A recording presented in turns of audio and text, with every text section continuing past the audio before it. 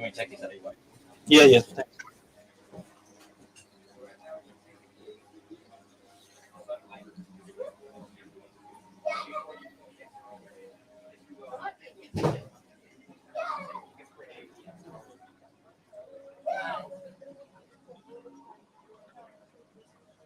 All right, Anthony, I'm going live.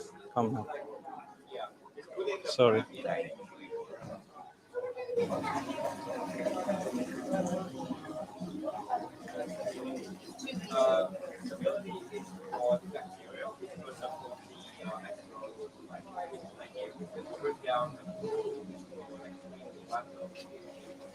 Okay, you unmute Anthony, and I am live then. For sure. Just you can sit on the stool all the way, no problem. Yeah, you can sit here. That's all. You have to unmute it. Unmute? Yeah. I think the camera is from that side.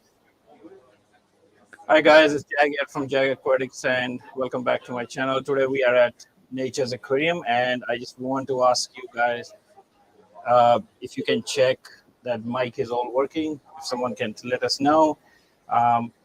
We are at a Newtown Aquarium, not Nature's, I said it, but it does feel like a Nature's Aquarium. They have a lot of nice tanks around us, and I am doing a natural scape here also, and the scape this time, the tank that we are using is a 60-foot tank from Bioscape. We will be scaping this. It's not really a nano tank, it's a mid-range tank, and we will be scaping this. The scape will be quite different. We are using Malaysian driftwood. This is the stock that they have. There are some nice pieces. I will see what I'm gonna create with them. It will be on fly, so we will see. I haven't planned too much on this scape, but we will see how we go. In terms of lighting, we are using weak aqua lights, and they are pretty sleek looking lights, and they have app controlled lights, pretty well valued. And if you guys looking for that, some new lights, so they are pretty good. In terms of that, we will be using some natural gravel just for the front part, and this gravel is from Accor Decor, so that's also available at Newtown Aquarium if you want. And in terms of soil, we are using. I just grab a bag. I think it's there. Thank you. Sorry, thanks. So we are using this custom soil. It's a clay-based soil, like many other soils, and we'll try this on the scape. And apart from that, from when we got a lot of Buckeflandria boosts. Now, again, this is one of the shops that carry Buckeflandria. So if you want to use this plant, it's quite nice. You can see it here. So I will be using that part of it and part of stem plants. So yeah, let's get started. And if you have any questions, Anthony is behind the camera. He will be looking at all the questions, replying you guys. But do confirm me if you can listen everything. If you can't, then I have to repeat again. Okay, thanks. That's a confirmation from Anthony. And guys, anything, just drop a question and I will reply it. And if you guys are not far from Newtown Aquariums, please do visit. We have a few of the clients here already. So, and I'm pretty sure you will love the live session, how we do that. All right, I will get started.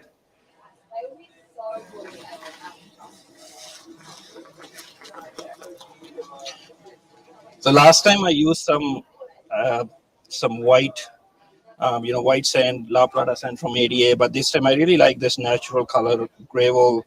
It's I think around 2 mm, 3 mm size. So I will be using that. So this tank we emptied. It was filled with soil before. We just emptied it, and we will start from scratch.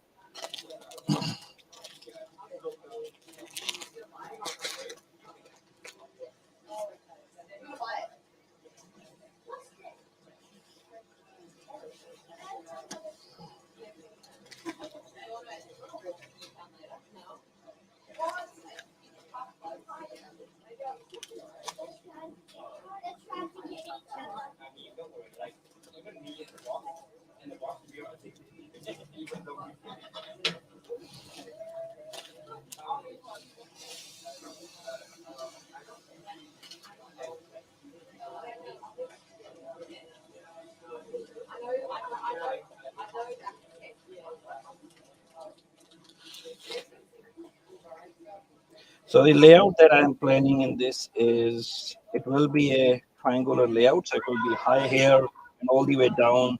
But we're gonna try to create a really dark spot on this side, on the right side. And with any aquascape, you have to join few pieces and make sure that you have a quite an impact area. So because the fish gonna go against it, and I will show you the piece that I'm gonna put first, and you will get the idea why I'm doing that way. So I will just put a little bit more. So this is more of a decoration layer in the front, and I will plant, some bucket friendly or rhizome based plants. So it will not be having any, stem plants or anything in this area. So we'll keep it a little bit thin. We can add later also.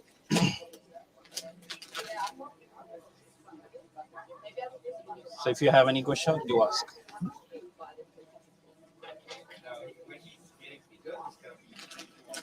What's the tank size, Jack? The tank size is it is 60 centimeter. I think 60 by 35, 60 by 30 by 35. I think I think that's the size. It's a standard 2 foot tank. I think 60 by 30 by 36 normally that's the standard size.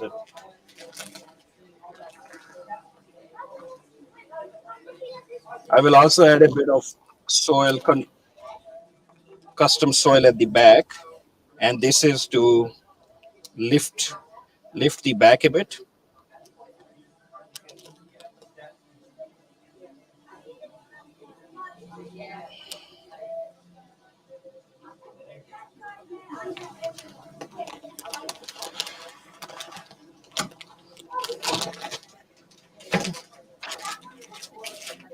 Okay, now I haven't used custom soil before, so let's have a feel of this soil, how it looks like, how it feels.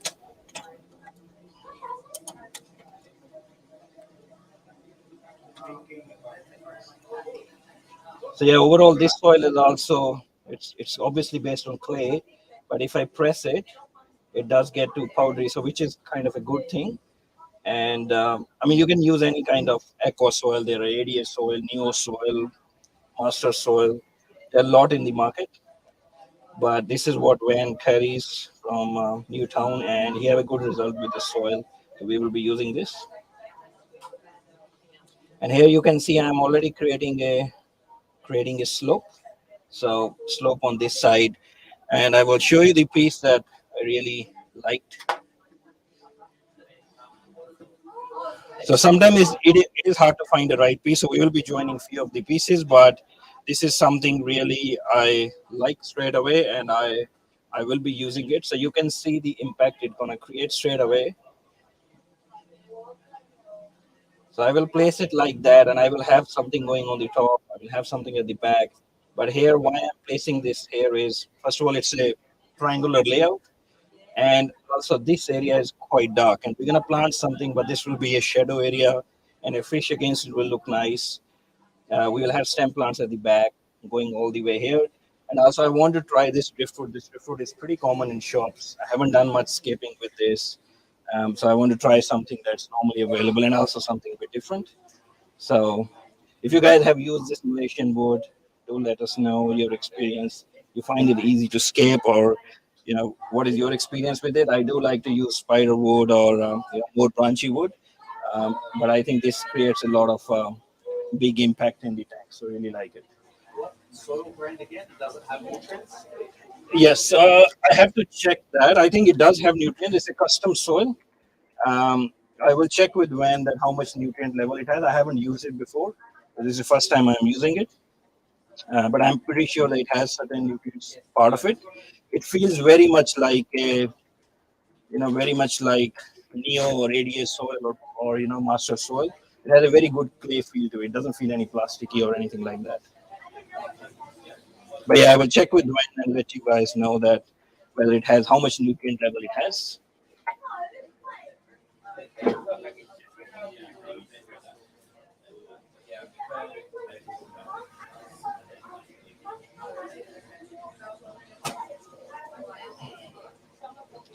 So I'm gonna try to create something on these lines, but I will see. I have to first put the I have to first put some rocks at the back and then see how it goes. Most probably I will.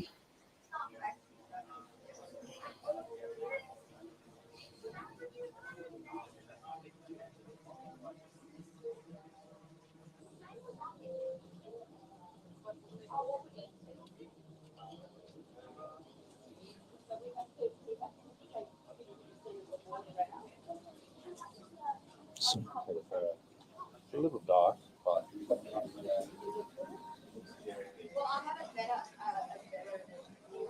I think it creates a nice effect, actually dark, but we will make it brighter. Yeah, not yeah. I think it's pretty good like that.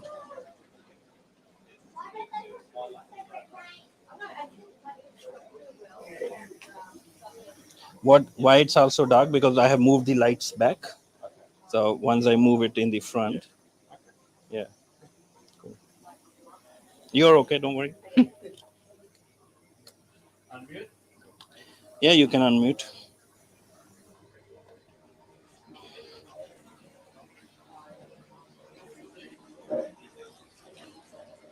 So in this tank, I'm gonna use some honeycomb rocks or dragon rocks.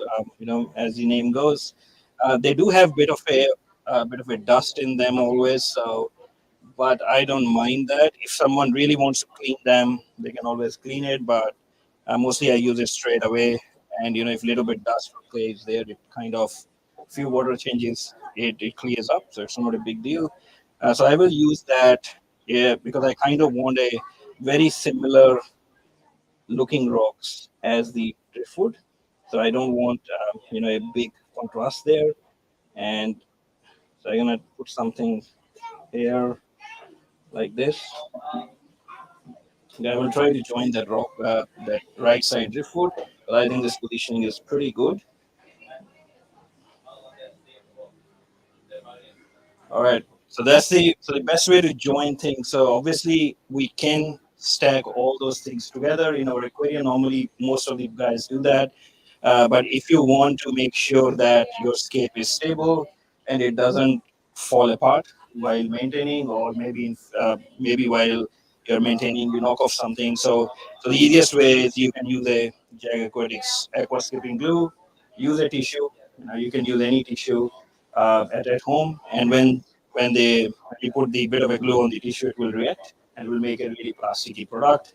And that's what I'm gonna do. I'm gonna join this here. So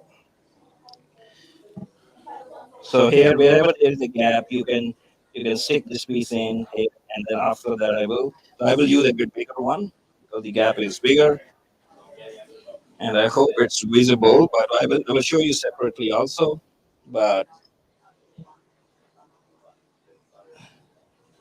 so I will just stick that piece here, and then after that,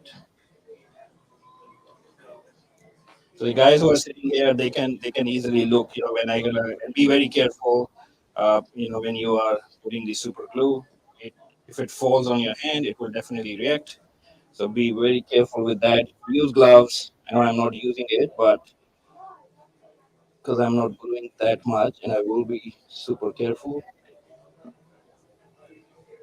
So see, you can see the fumes coming out.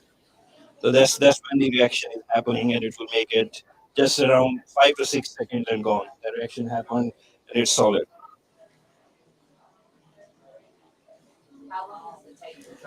Done. Right. Already. Yeah. You want to feel it? It's solid. Right? So I mean, once I'm done, you can come here. See, now it's not moving. So what I will do, I will put more to really secure it. Put some rocks there, and then it's super secure, right? So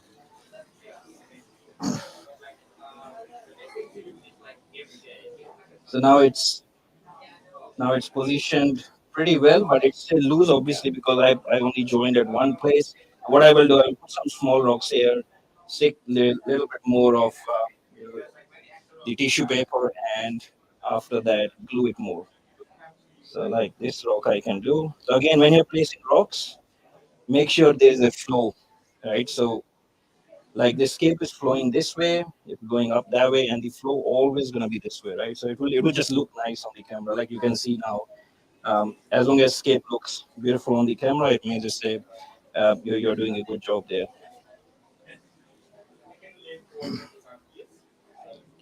So I will add a bit of more tissue there.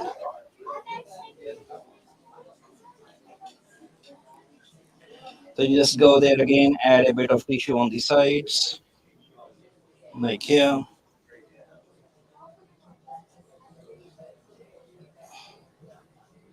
So we will cover all this white area. You can cover very easily using a soil. So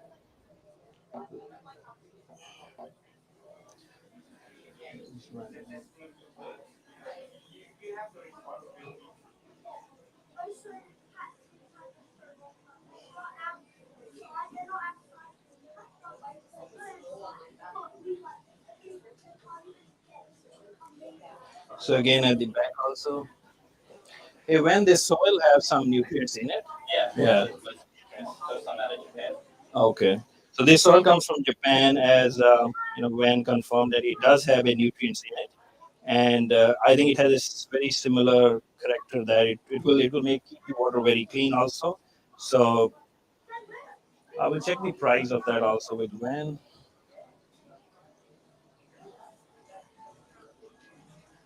So again, use a generous amount of glue so that your scape is stable, and careful about the fumes. Don't inhale them.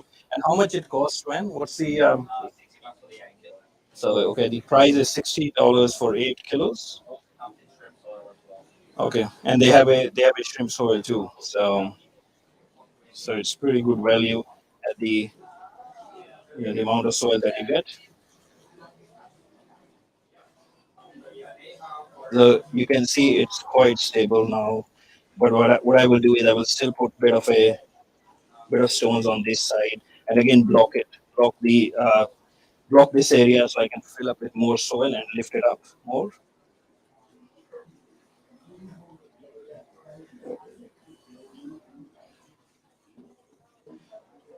So while adding these stones on the side, one thing I want to be careful is that I don't hide the texture of this wood.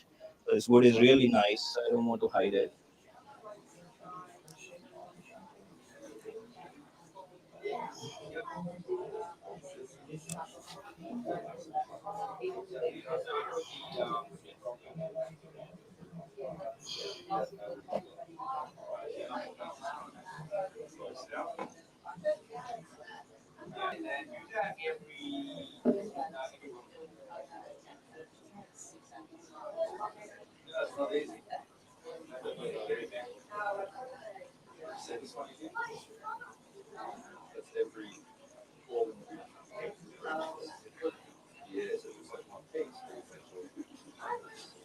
All right. So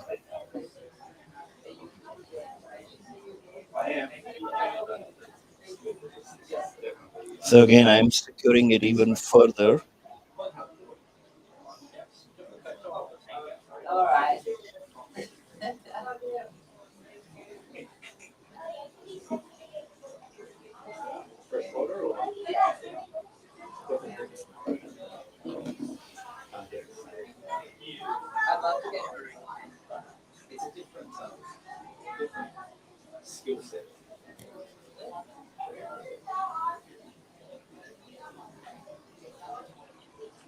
So again, at the bottom, I'm putting a bit more tissue here, and I'm gonna secure each and every gap there.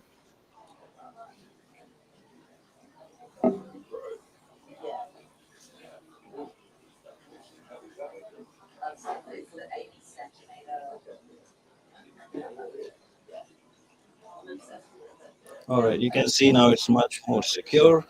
But again, at the back also, I'm gonna lift it up with some stones and driftwood so that it's really secure at the end.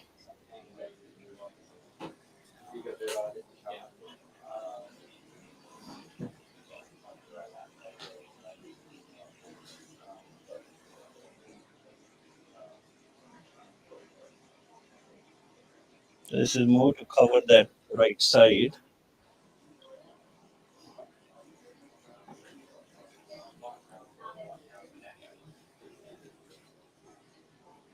Okay.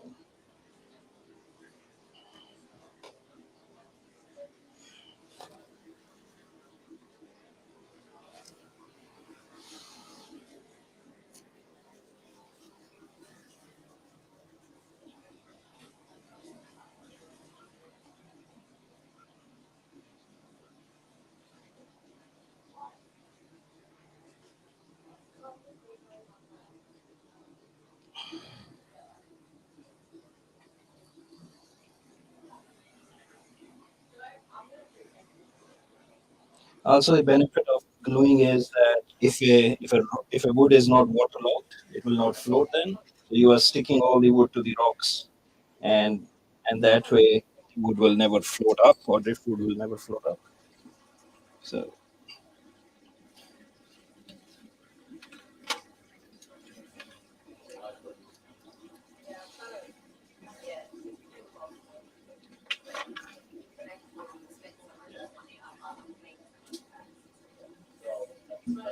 so again at the back I am building like this. So the way this cape gonna go is it will move this side, but again I will have some piece coming all the way back and some small ones at the back. So this one will help me to raise it also. I'm thinking to put something like this to create a shape going all the way back.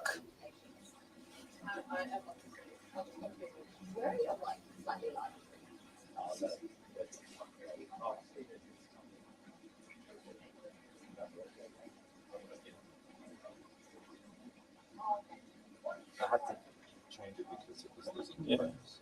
Okay, yeah, this one will use lose focus here.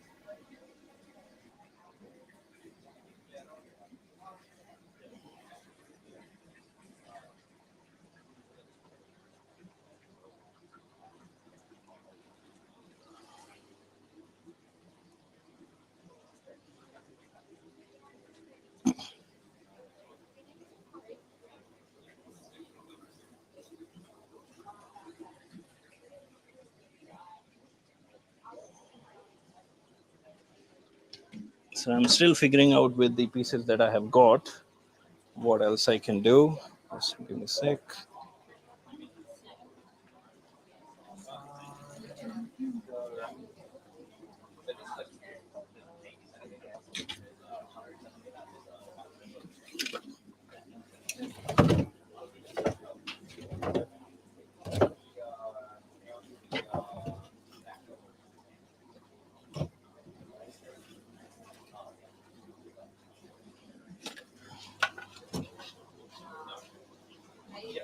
So these are my Malaysian trumpets. They are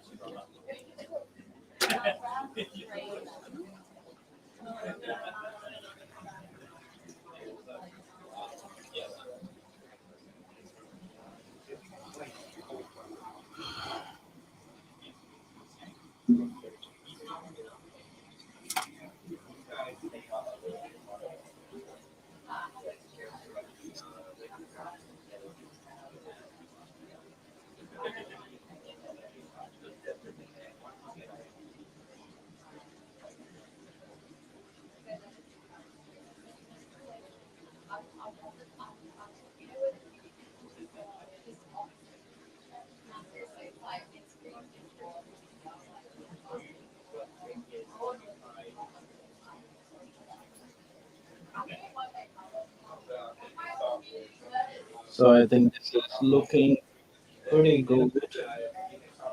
So I have created a bit of a more platform with the driftwood, so where you can plant stuff. But again, this giving a beautiful texture. I will have some rocks at the back, but this one gives again nice flow down. So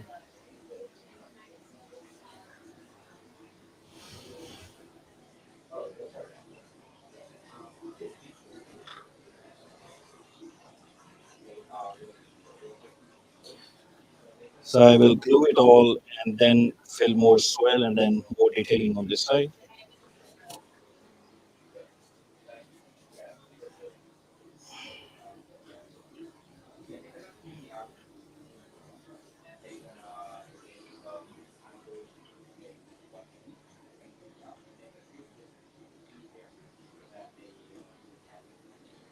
All right.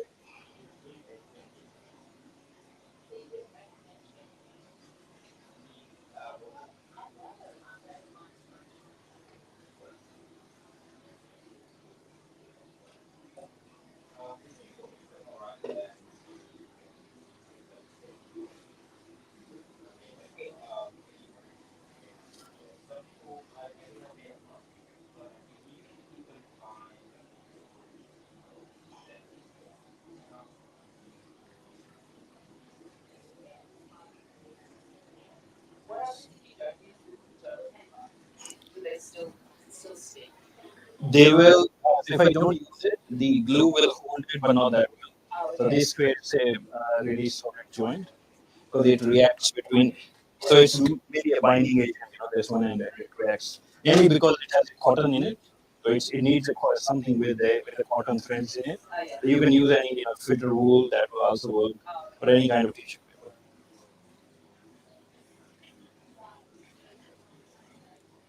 Because imagine if I want to attach this piece here, there's no other way. The other way is you can put a zip tie to hold it, but like this, I can glue a lot of joints, really stable. And even what we're gonna do is once we're done with this, fill it with water, we'll empty it, we'll move it, right? So it's much easier to move the whole skip too. You can glue it, but you glue with this glue. You have to glue the plants outside. So just on a rock, little bit, dot of glue. Put any of the plants, rhizome plants, and then you can put it in the tank. Yeah, but if you want to glue something inside, like the coral glue or the glue that is gel based, you can use that inside the water too. Yeah. That's a different glue.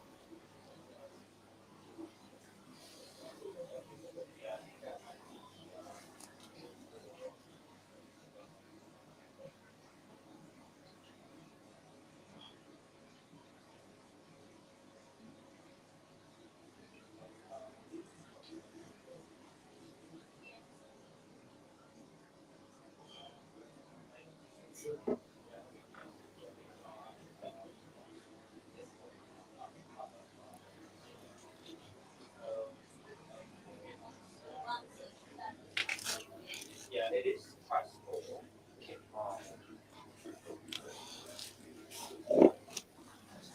They are built to it.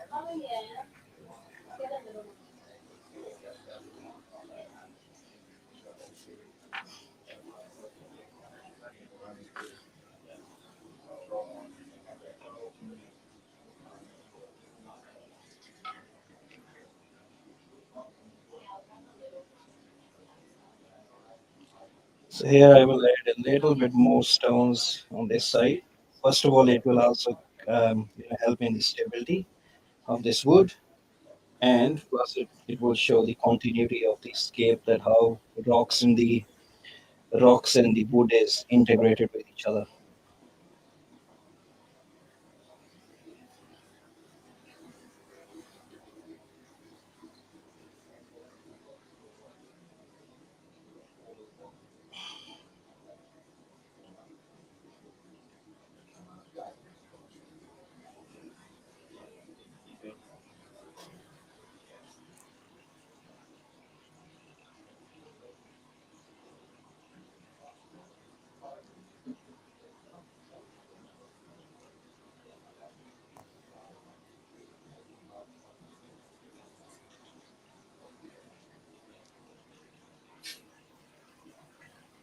Yeah, once the reaction is happening, don't touch it. Don't inhale the fumes. It's crazy.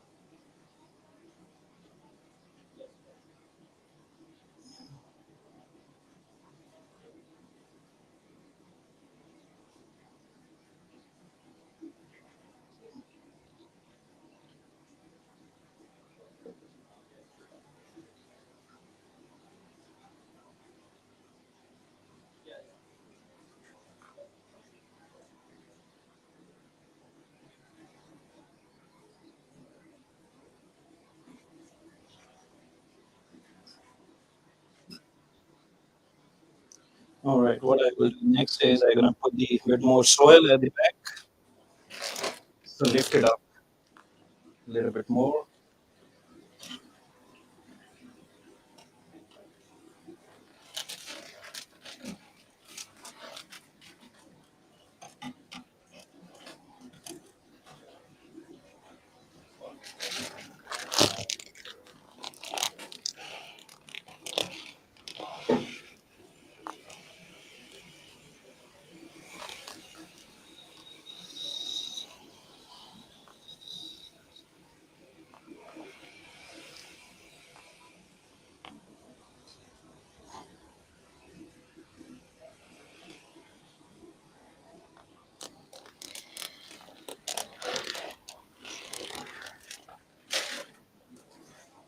So that's how the slope should be. So we will be planting behind this root. So that's why I'm creating all this slope.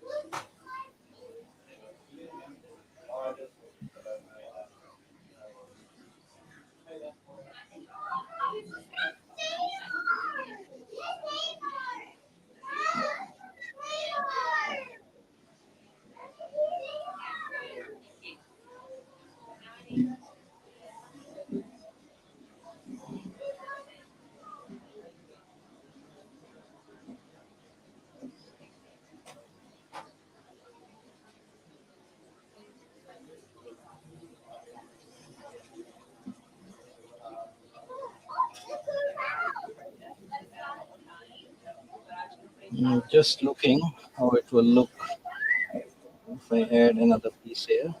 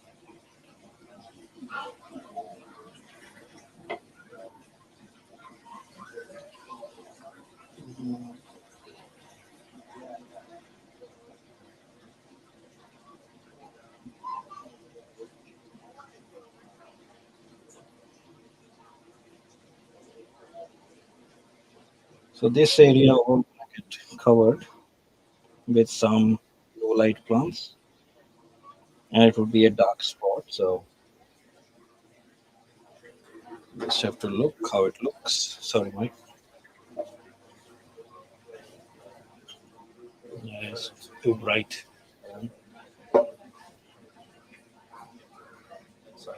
That's okay.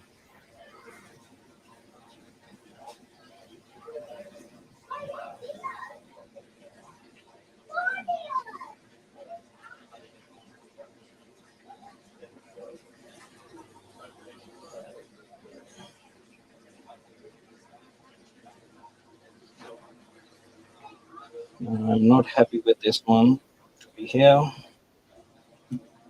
It's the wrong position. I don't think so. We need anything at the back because this gives a really nice view, which I want. But I will have a wood here on the top.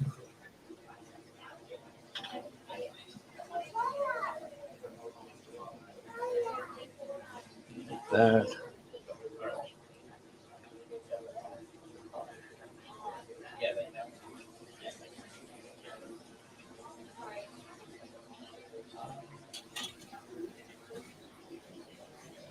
So basically, If we can hang these lights like this, that will make a really nice effect.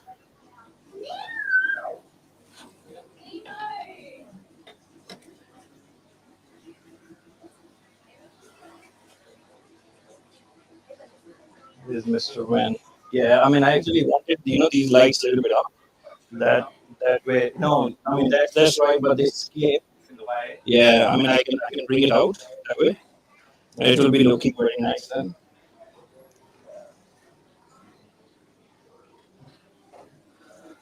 Is there a way we can hang these lights not sitting on the tank, but we can hang it at the back? We can. Can we do it? Possible? No, it have the brackets at the back because that way we can bring the bit of a driftwood out. It will give a very nice effect. Yeah, light higher, and I can have more of these woods coming like this, and you can even have plants outside it. Some immersed plants.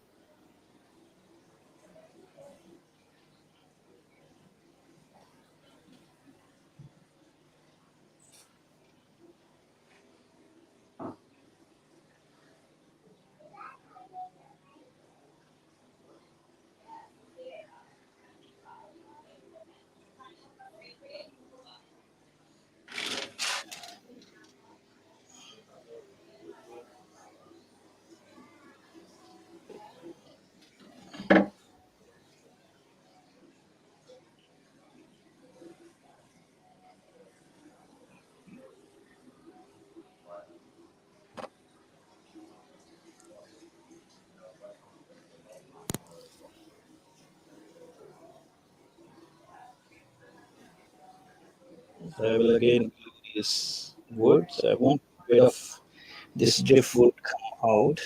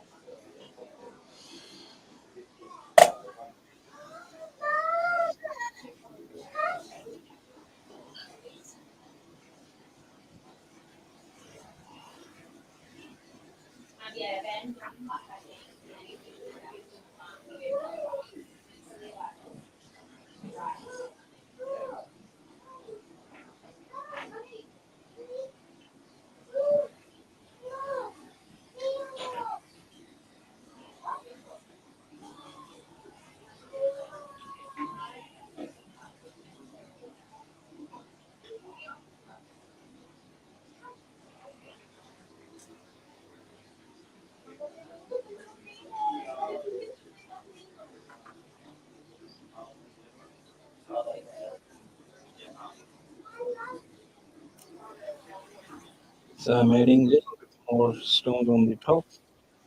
I will just move this around.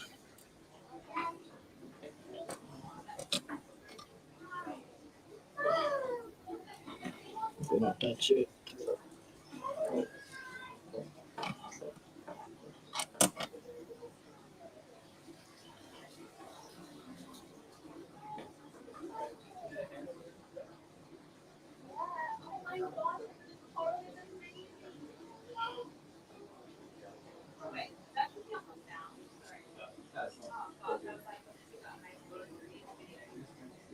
He's got a mic, but it's plugged in. So we do it every weekend.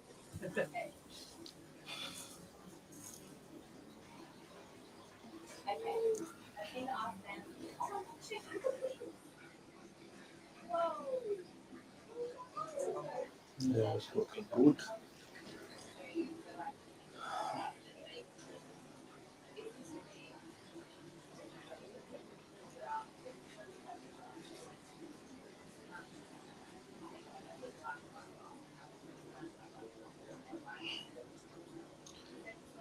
So guys, again, why I'm using so much of tissue and glue is because, especially these rocks, because they have a bit of dust on top of them, they kind of, because of the dust, easily the joint can get off. So just making sure it's super secure. And also, this whole thing is kind of integrated with the rocks, so it looks more natural.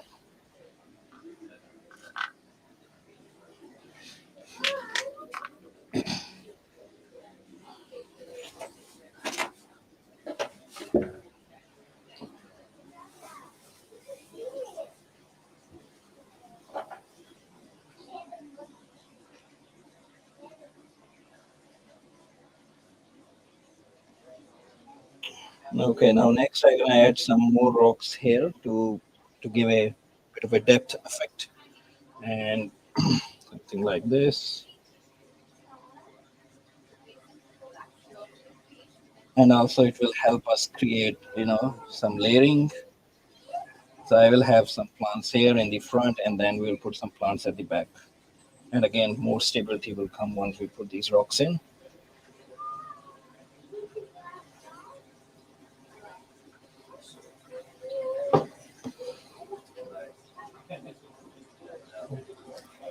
We'll need some small.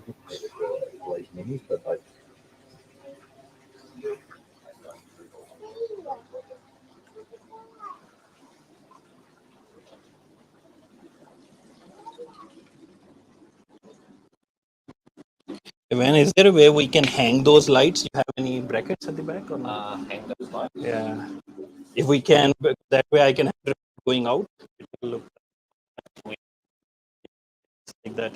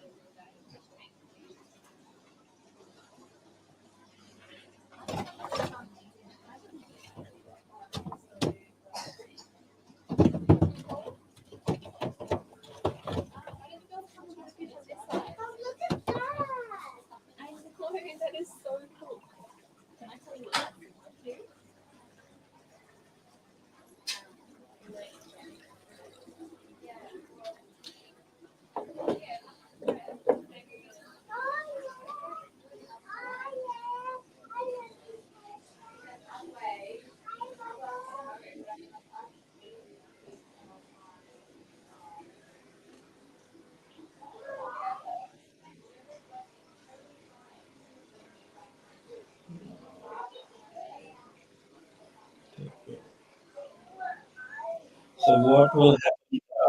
I'm unmuted. Yeah. So what my plan is on this whole area, so around this area, we will plant wherever you see this white stuff, we will plant that. And also the way I'm thinking is we'll have some shaded plants here. We can have a bucket friend here, perfect for these spots. And I can extend this more. If we can hang the light, I might extend this more. But at the back, we will have stem plants here, have some stem plants growing out from this side. So I'm just gonna make more of this area. I might do the front part first. So we will add more detail with small rocks, but right now I'm trying to, add some bigger rocks here. Because behind that we'll have some plants this side too. Just plant something like this.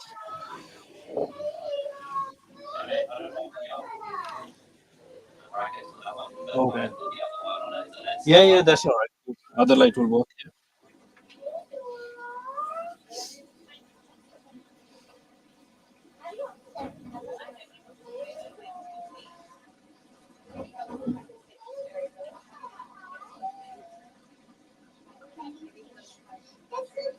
So again, the way I'm stacking the rocks here. You can see the flow, and that's how it should be.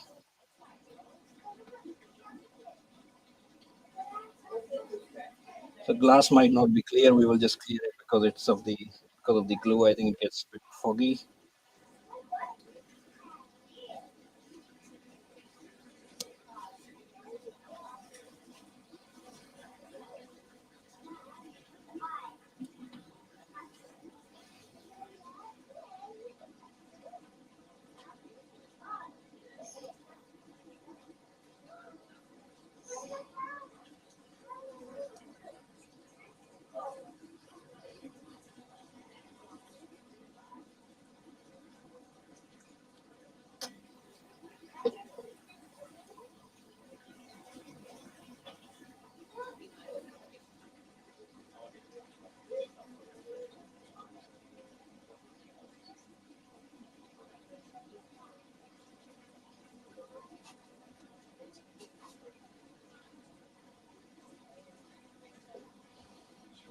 Yeah.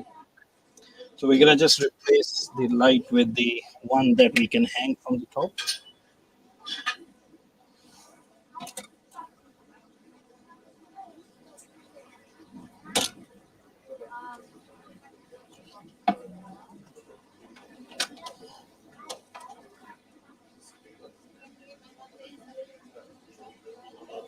So we are using this LED star hanging kit, which can be easily installed.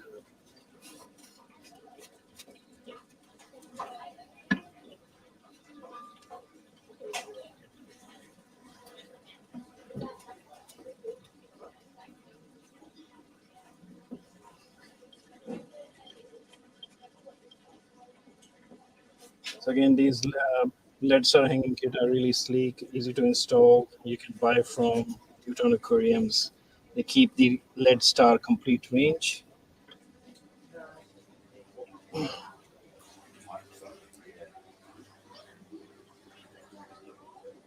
Yeah.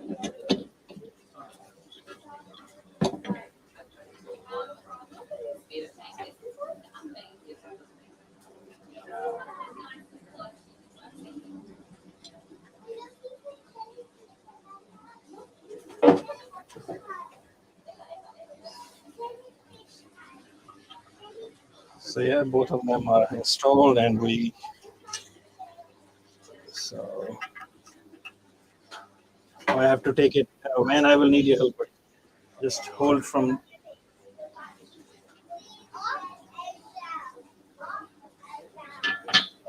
I will need you to hold because I think we need to open that, right? All right. Okay.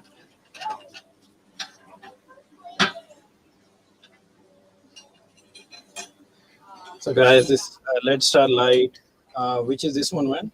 What's the? Let's IQ.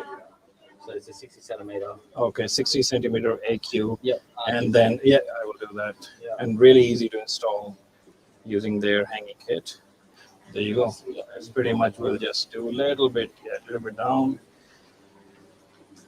All right. And I'll plug it in. Yep. Cheers, buddy.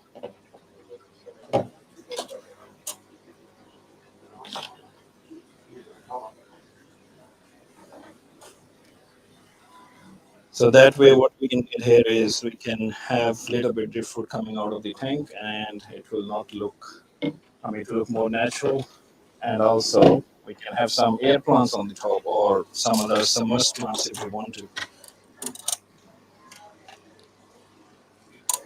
Maybe from the app you have to do that.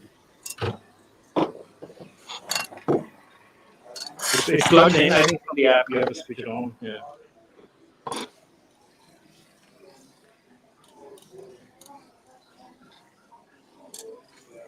Okay, this you can have. Thank you.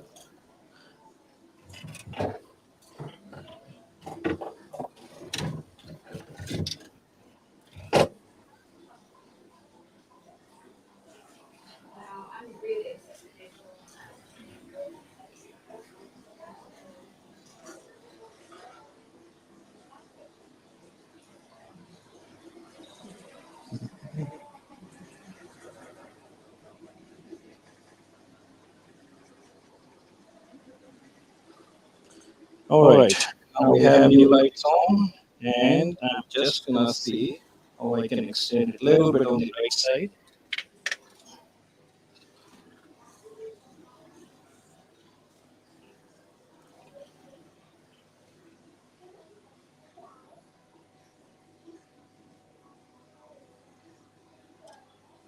So what I'm trying to do here is that if I can extend it a little bit more up, that way I can use some of the, but I have to see how it's gonna look nice. I can use some of the air plants outside, some of the moss on this driftwood.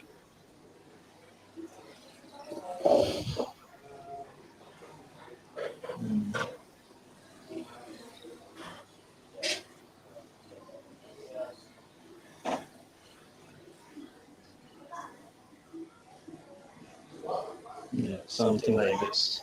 You can see all the way. I'm gonna go out.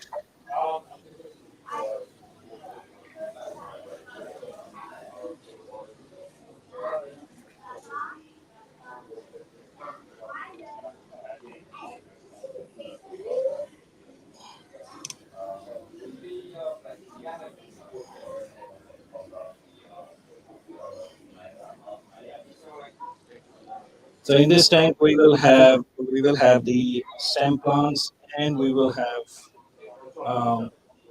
will have all the rhizomes, moss. So we will be using Jag Aquatics starter fertilizer, and we will also use one starter. And after that, if we need any additional advanced series fertilizer, we will use all that too. So here you can see that I have a flow that's going from all the way here and outside. So that's the intention behind it. And again, I'm gonna glue it all very nicely so that nothing moves.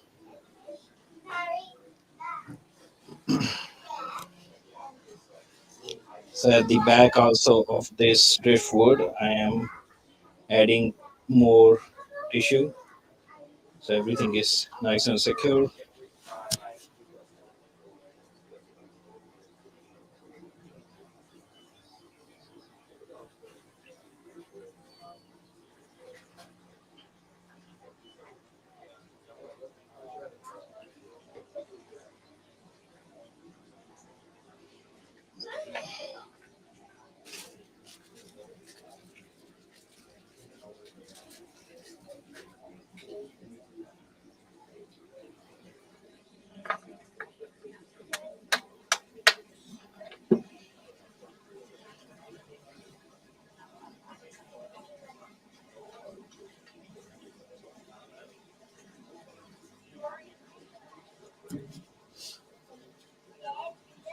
You can see the flow right now, right? It's going all the way bottom and all the way outside.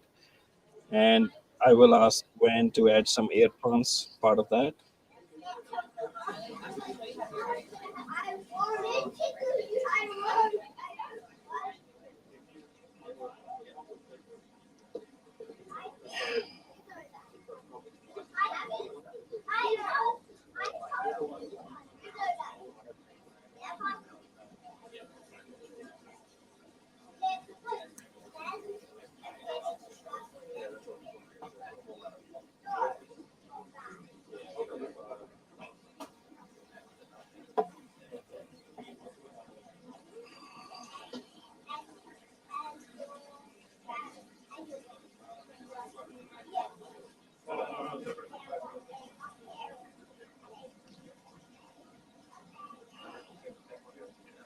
We will show the cliff a little bit more.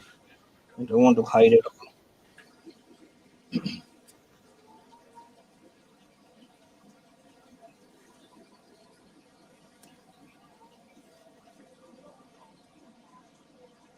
And even the rocks in the front, I will do it a bit so they are stable.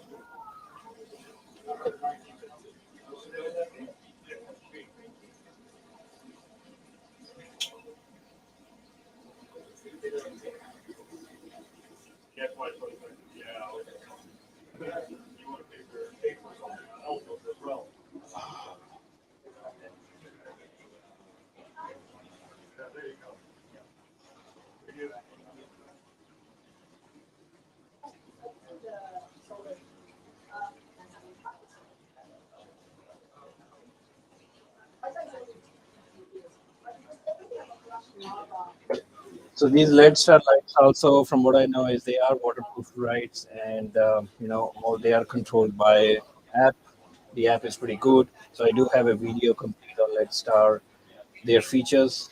So pretty good lights at the price that they come at, and also available at Newtown Aquariums, so you can buy them.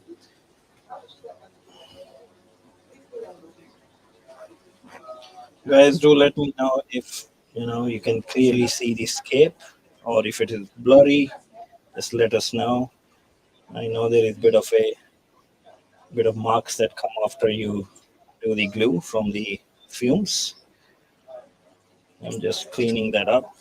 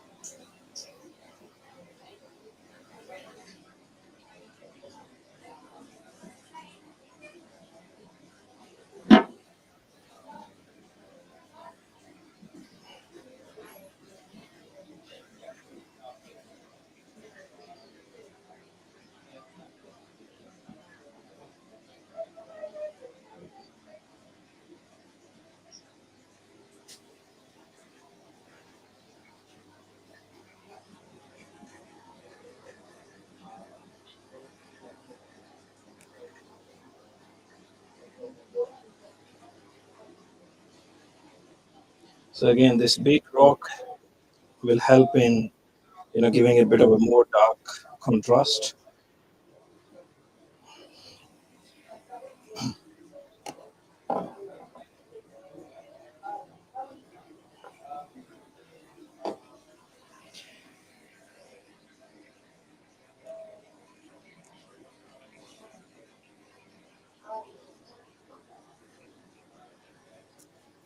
So we are pretty much there. I think a little bit more of a detailed work at the back, and then we should be very close to done.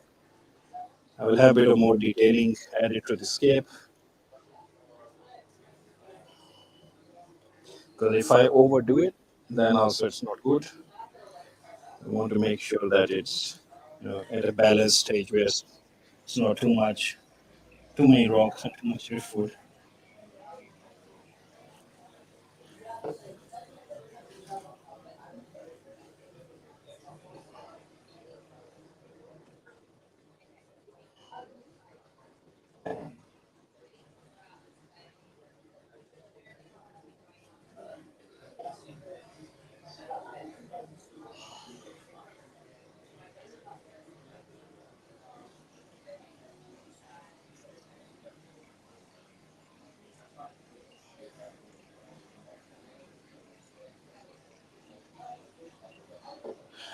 All right.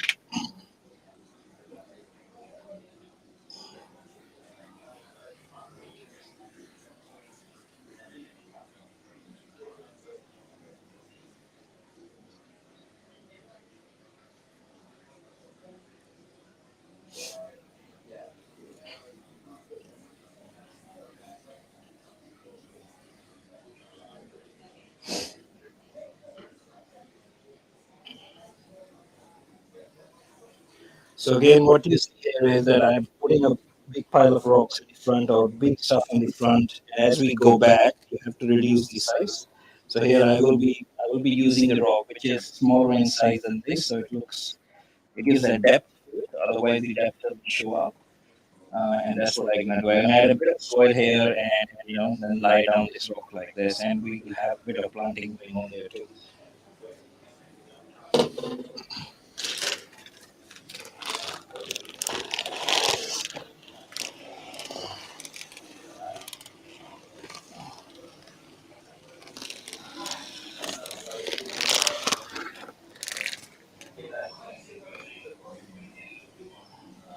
So after that, we'll add this rock here.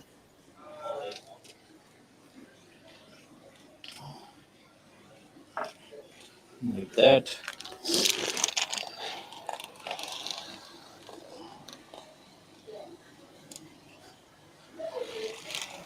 And what soil does is it will lift that area at the back, and then we can have plants there,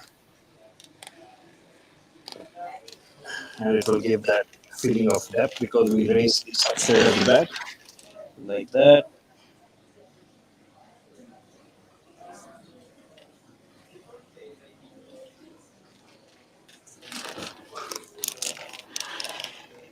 And here also we will raise it a little bit more.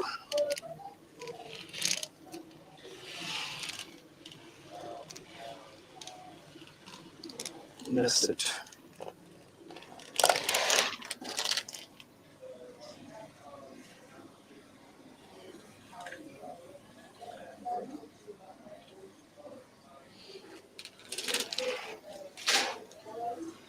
You can see it in the camera, and we can maybe brighten it up.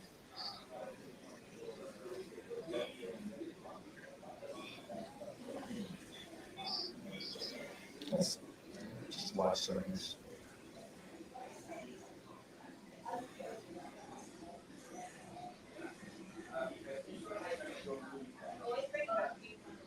Yeah, we'll just clean a bit in the front because that's I think it's a bit foggy here, right?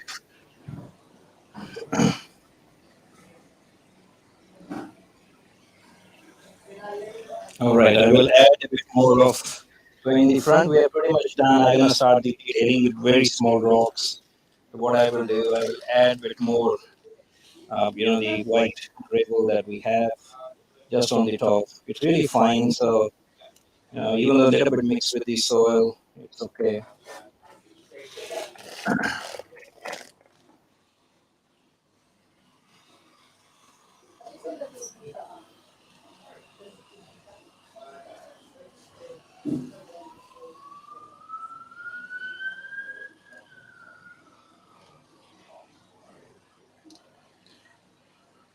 So the front part in the middle, I will be mostly planting bucket Flandria here. So we have a really good choice here, and we're gonna try to do it a bit different. And in this tank, because we are using, because we have bucket Flandria, we can use light, but we will try to use, we'll switch to starter because we will have stem plants too. So if you only have bucket Flandria, you can use Jag Aquatics light um, because it's just perfect for rhizomes and those kind of plants. But if you want to use stem plants, then definitely go with starter, and then you can add some complete advanced series too. So I will add some small rocks, so you can crush these rocks easily. The honeycomb rocks, and then you can get all that detailing done with it. So I will add some of these rocks here to give that more detail.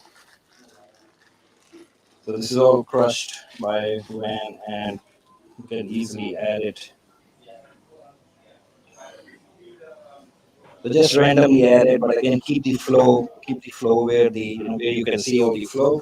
You can't just have it directions opposite to the escape direction, because you can see it's like in a river stream, things all flow in one direction. Because water is moving, it's making sure that you are um, that water is working on the rocks. They give the shape to the rocks. And what I will do also, when we plant some bouquet Flandria, we can just plant. So I will show how to stick a plant on these rocks, and then we can plant on these small rocks too. So that's pretty easy. We will do that soon. And some bigger rocks, some small that I'm gonna just scatter around it, and this will give it a very nice detail.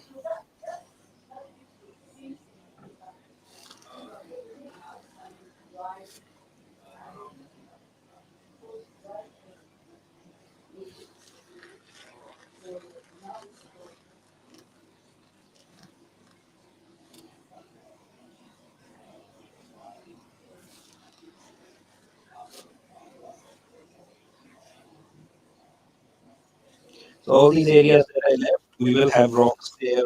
We'll just plant something using bucket flandria or Anubis, and then we will add them there. I will do that very soon once we're done with the detailing part.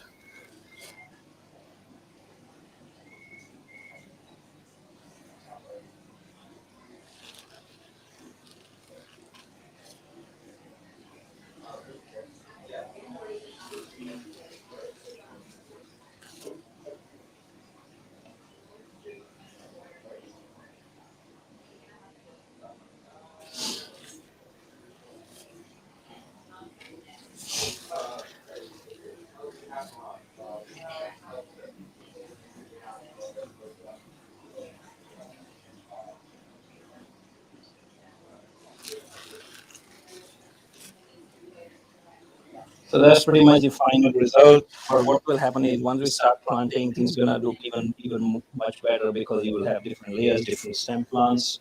Uh, any questions? All good? Yeah. So you will see once we plant it. Now I can see. Let me see it here. You like this detail? That helps. I did straight away. So the way we will plant, all the way, so it will always follow this style. Thank you.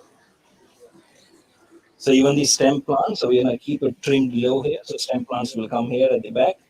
I will see if we have a bit of hair grass, some Monte Carlo on the top. So once it's planted, the real glow will come after that. Because the wood is really big, but the half of it will be covered by plants. So then it will balance it up really nice. So I will just make sure everything is glued nice and solid. Don't want anything to float.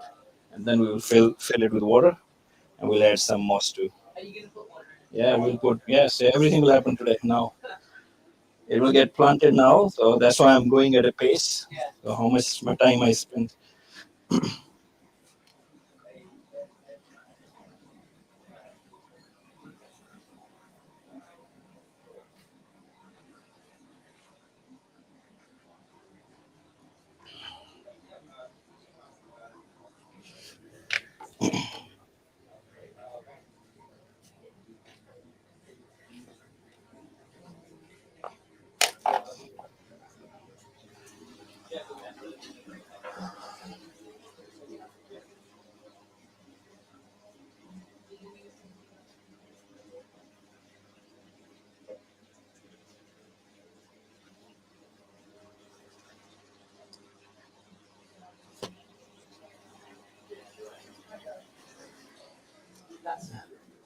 Thanks. So yeah, guys, what I'm gonna do next is I'm going to glue everything again, double check that everything is glued neatly, and then we'll start. We'll fill it up with water. We'll start planting first, and like Bucket Flandria and Monte Carlo, I will plant them first because they can easily be planted on the driftwood. I will just glue them, and then other things I will plant later.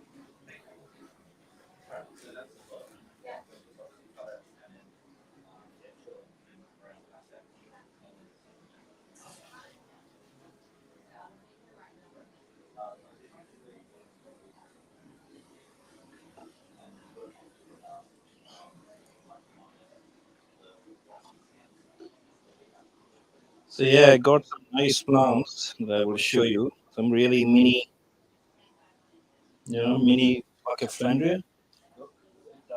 Sorry. One sec.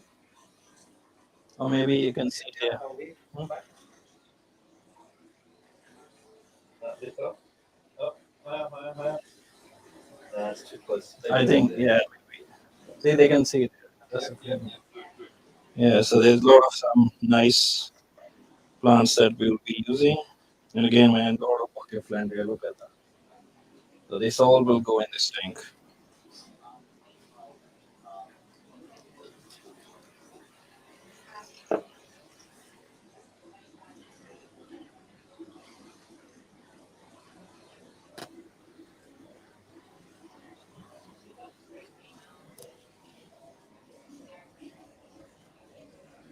Just making sure everything is super stable.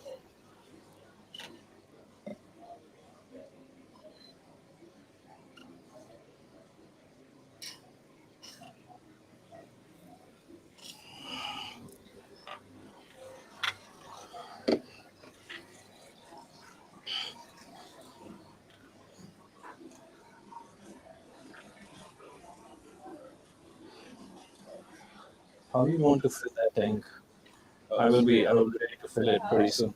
Yeah. Yeah, so are you gonna put some filter on top of it? Or I know first time when we fill it, there will be a little bit dust coming from the dragon dragon rocks. Surface stable. Okay. Yeah. But you will put it install it straight away? Can you install it straight away? No. Okay, cool.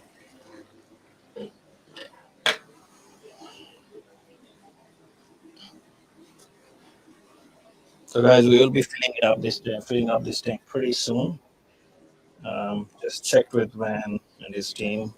Will help me fill it up, and then after that we can do some planting.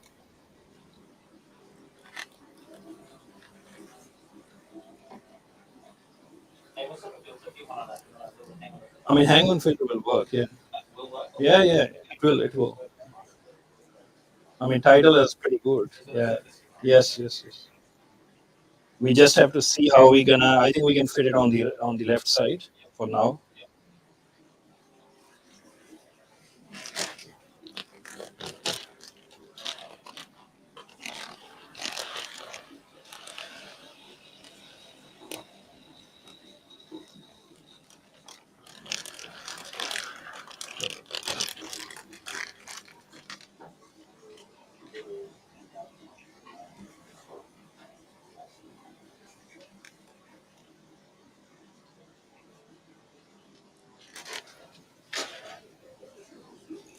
All right, everything looks pretty solid.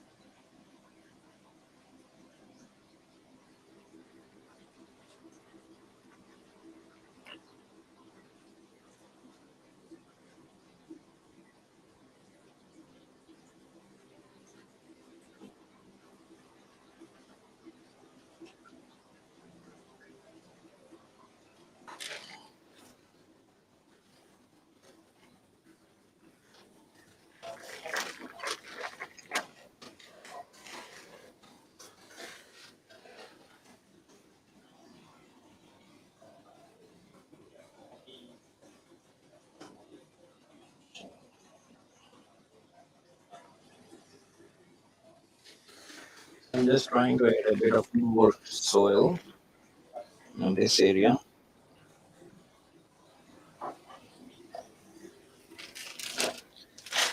All right.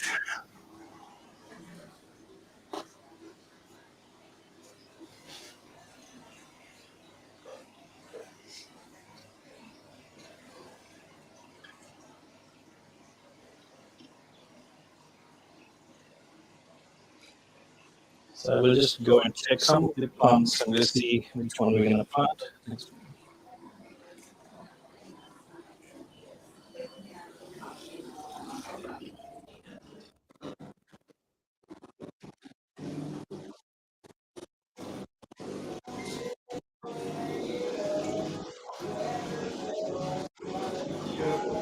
Thanks, buddy.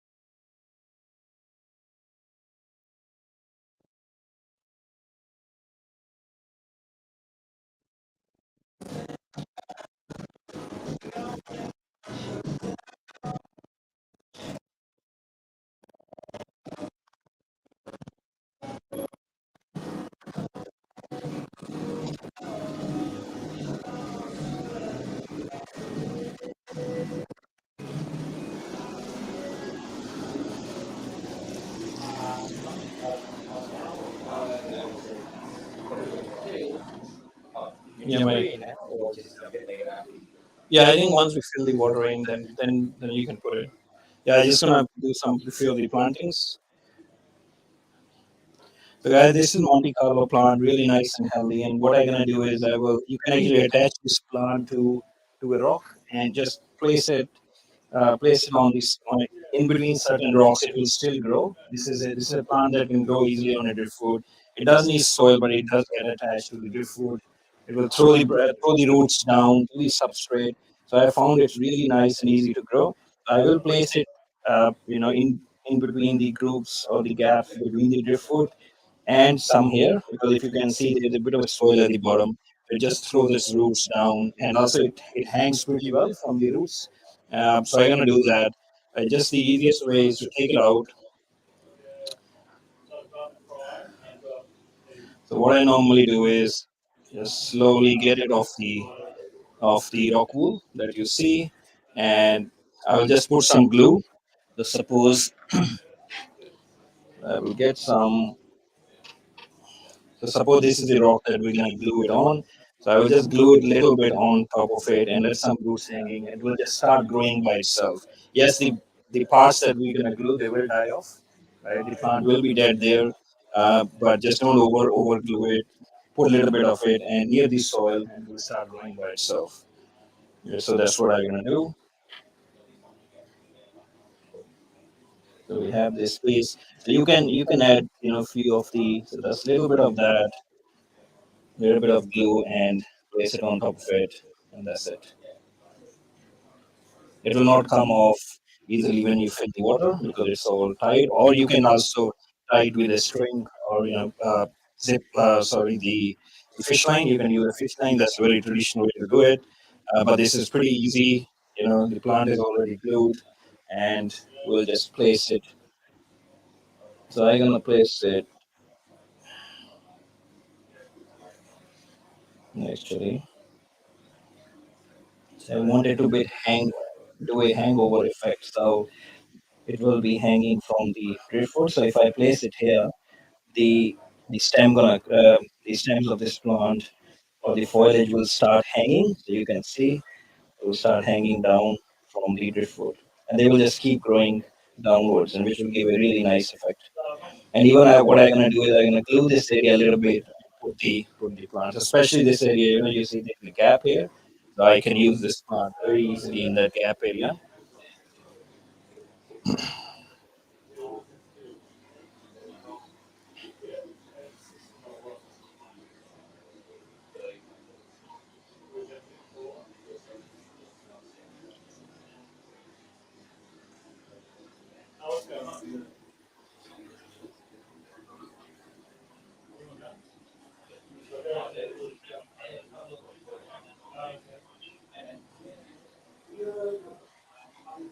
So again, I will use a little bit of rock there just to make sure, maybe a small one, just to make sure it can be stick there easily.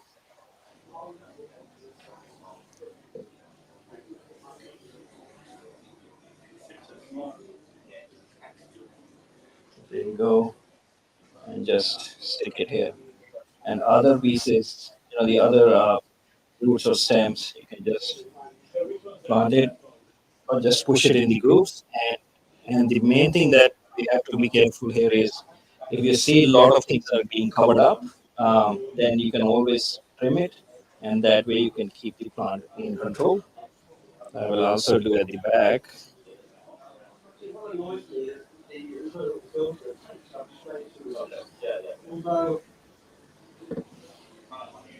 So this also covers the such a big area of the driftwood where you might see initially that there's a lot of wood that is there. It's more overpowering. So we are softening the edges of the driftwood. We do want driftwood to have an impact, but at the same time um, we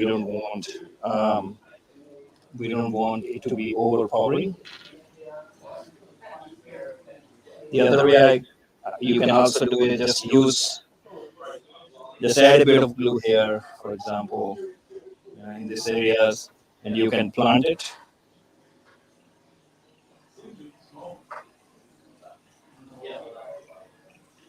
And you will be amazed with this plant. It grows super easily. It doesn't need a substrate, just needs something to hold. And it will take all the nutrients from the water and it will keep growing. Okay, and at the same time, what we can do is there is some nice bucket flandria here. Again, same thing here I will do. So this is a bit dark plant and light plant, so it's a perfect combination, nice contrast. But this loves a bit of shade. I know a lot of people grow in the highlight where it grows really nice too. But anywhere where you have a bit dark areas, so like here, really find that this area is pretty good for this plant, and you can plant like that.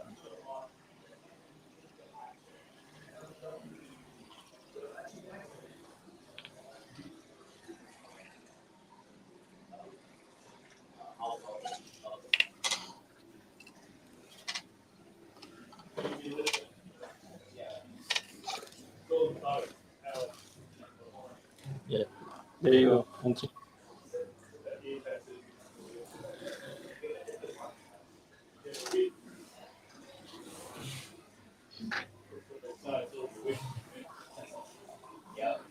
Do you have anything to mist? Like keep the plants wet. Yeah. Anything. I mean, if you're gonna have some container, doesn't matter.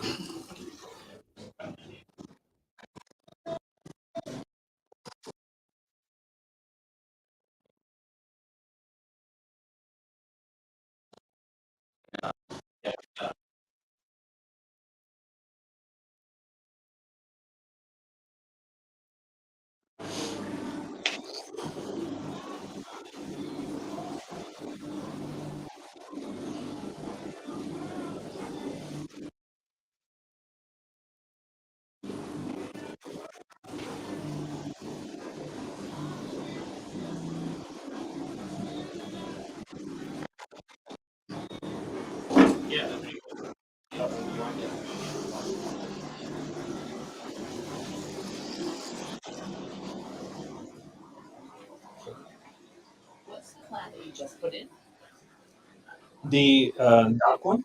Yeah, that's a Buckeflandria or boost. That's a different species of that, but it's a smaller version, so it doesn't grow that big. Sorry. Yeah, it's such a big clump. I mean, yeah, pretty nice clumps there. So I know. I mean, they are pretty expensive when you have to buy a clump, but they are really nice, and they like the low light area. So wherever you have a shady area, like under the wood, if you want to cover that, they just love that kind of areas.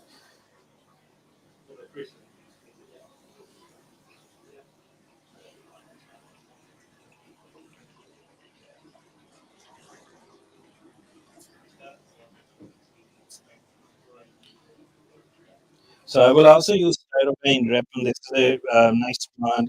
It can take a trim really well, and I'm thinking to plant it a little bit on here. Again, this is bigger leaf plant, so the leaves are much bigger compared to the stem plants.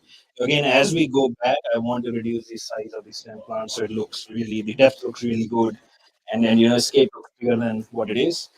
So I will plant this in this area, a little bit here, and it doesn't have that shady area, but it can grow in a shady area. So we keep it nice and trimmed, and it will look nice. Again, same thing, and I will keep everything nice and wet before we fill up the tank. And some stem plants I will plant it later, but for now this one. So again here what I will do, I will trim a little bit area off and then use tweezers.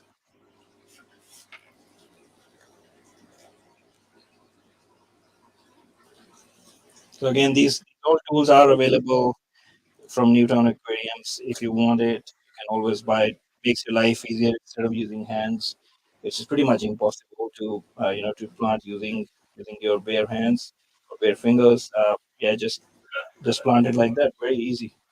And I will make the substrate a bit more wet, but it's super easy to plant using tweezers. There you go.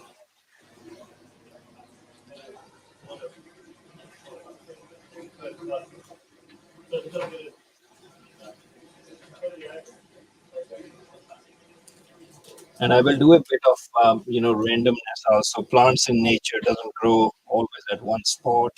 They always scatter around. So what I'm thinking is, at the back here, plant a little bit, and again we will keep it trim and in control so that they don't really cover all the rocks and they are visible. So like this.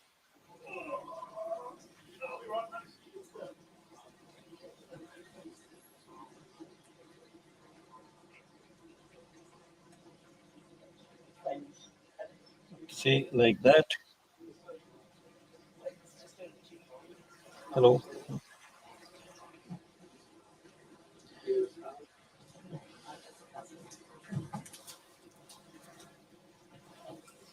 So I will just grab a spray bottle and I will make sure that it's always wet. Otherwise, we will have problem.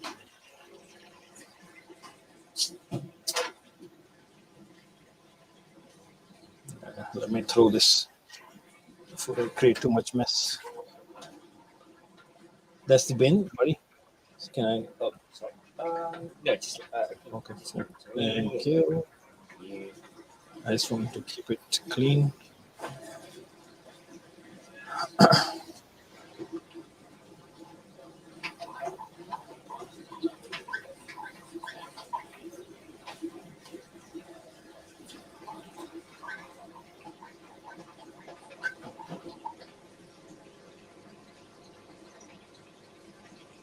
So we still have some nice bucket flandria there, which I will use.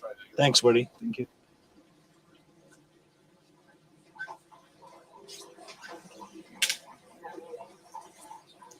So this is really nice space, and I'm thinking, that it should be around, somewhere here. It will look super cool. And again, I'm gonna do same thing. I will just use glue.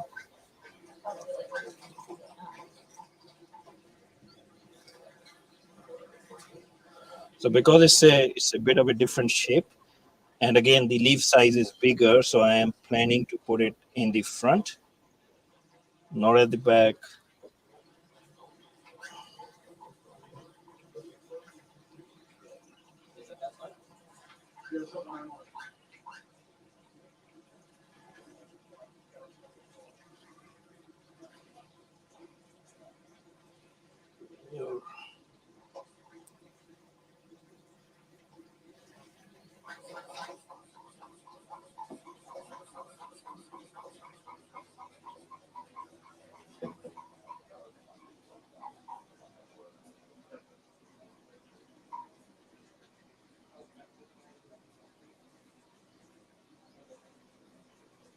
So again, with the help of a glue, it's really easy to join the plants. Otherwise, it's really hard. You will spend a lot of time tying them on the rocks.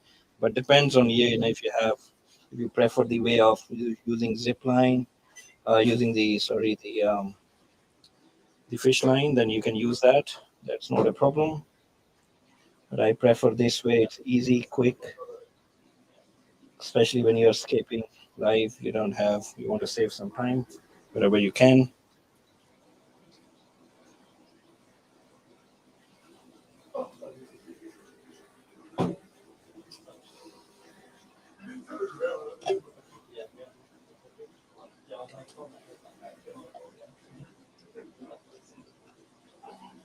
So there is heaps of bucket flandria here. I just have to find some nice pieces and keep attaching them.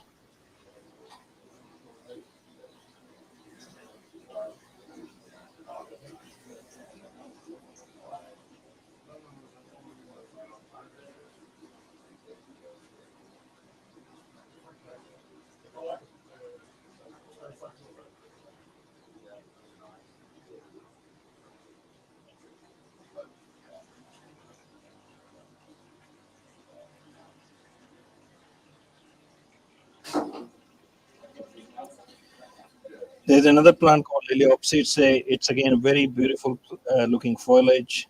What I'm gonna do I will plant this here.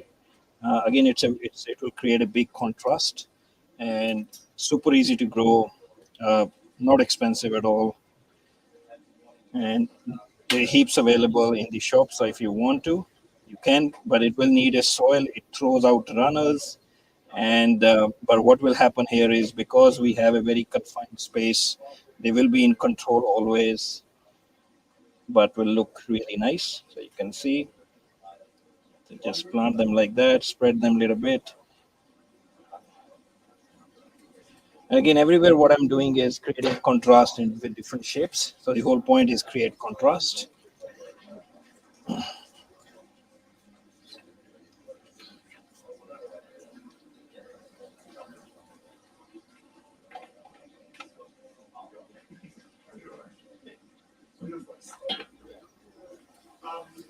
So I will just wet everything and even wet the soil. So if you remember in one of my last live sessions, we didn't wet the soil.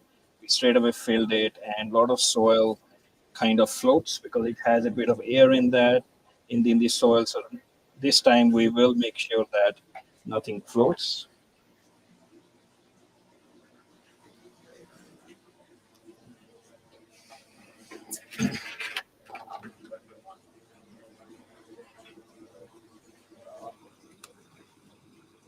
So now because I have wet all the driftwood and the stones, so what will happen? We can't kind of put a glue on it, and it will not join.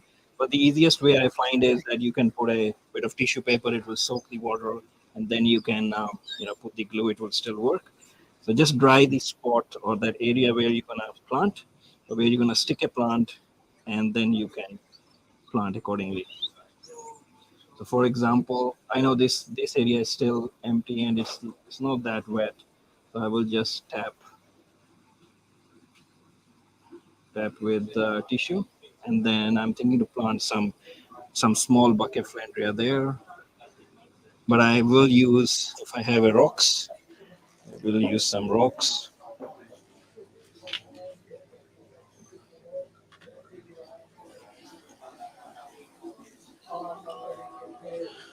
So this type of scape, even though it's simplistic, but at the same time it have a lot of texture, a lot of driftwood, a lot of detail with the stones. But the real glow it comes once you plant it. So you have to plan how you're gonna plant it. So the way I thought is that I will be planting it all the way. All this structure will have plants. So what will happen at the end is that it will not look like there's a massive chunk of just a wood there and coming out. So it will have a beautiful soft edges, and that's what I'm working on now. So I want to create a bit of a soft edges with all this bucket flandria plant or any kind of ferns. If we can, I mean, we can add ferns also part of this scape.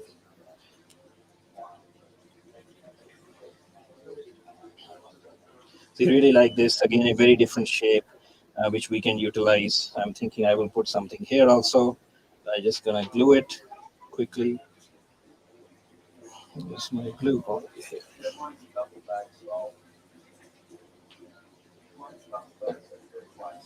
So just like this.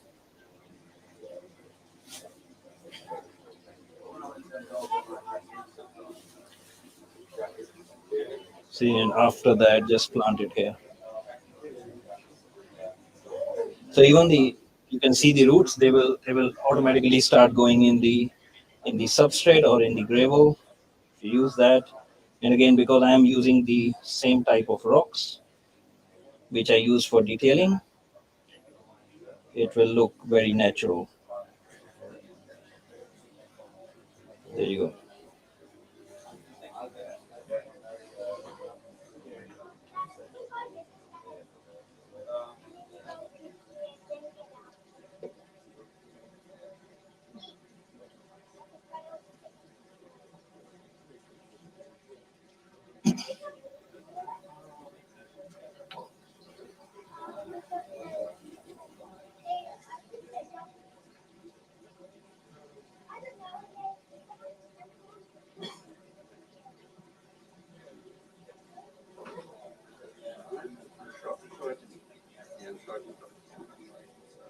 It's just the shoes. Done. So, yeah, like I said, I'll take in that where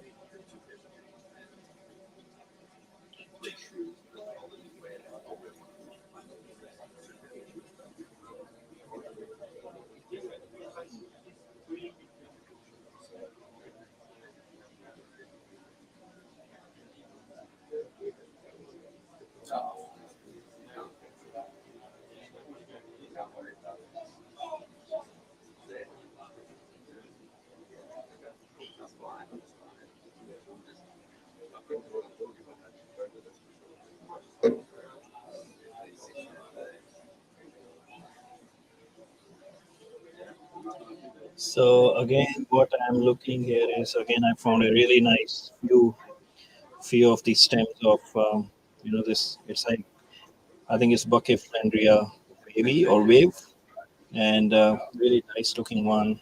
And I will plant it also here.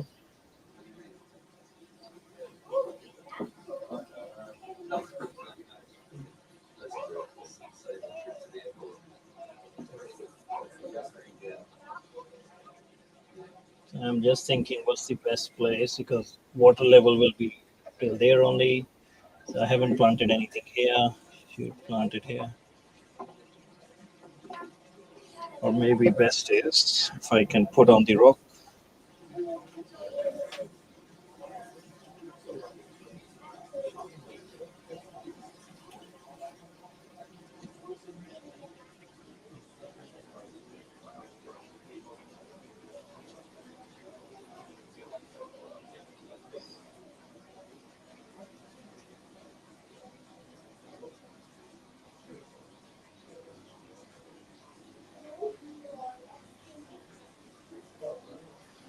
All right.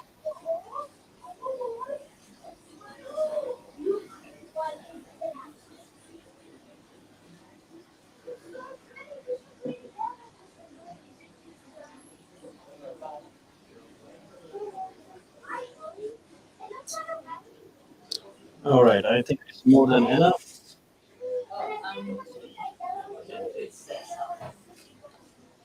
Okay. So little bit this area, the driftwood can be nicely planted.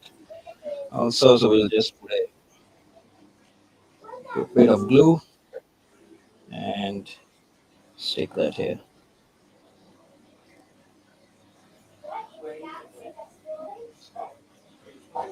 So this is all the detailing part that we have to do, which will also bring out every, bit of every groove in the driftwood will look really natural if it's planted. So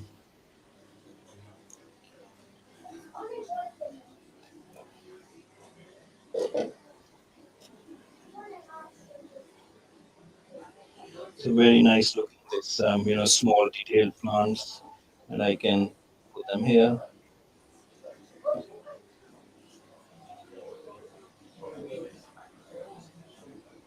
See,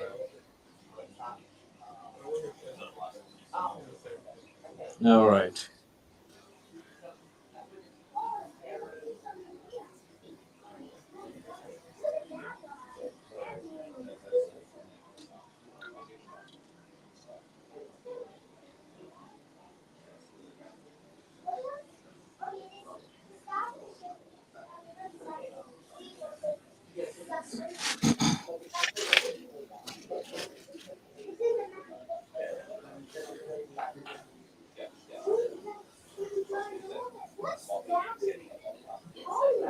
So a little bit more bucket friendly, and I'm planning to add a stem plants.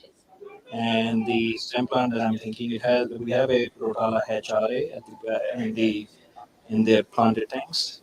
Either I can use that, or I'm thinking Rotala colorata. So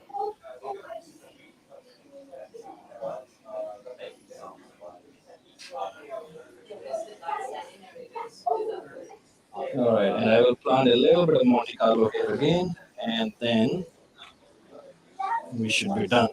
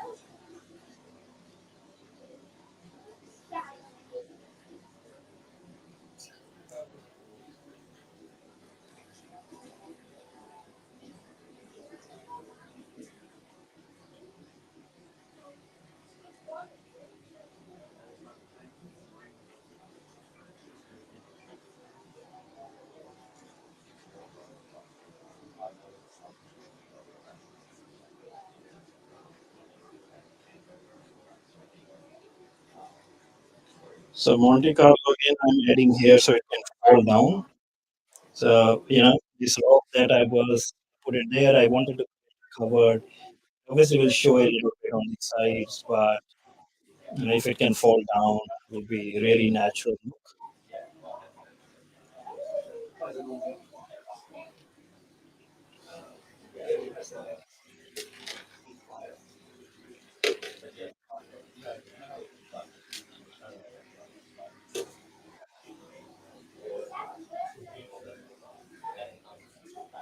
And here again, to give a little bit more effect using Monte Carlo.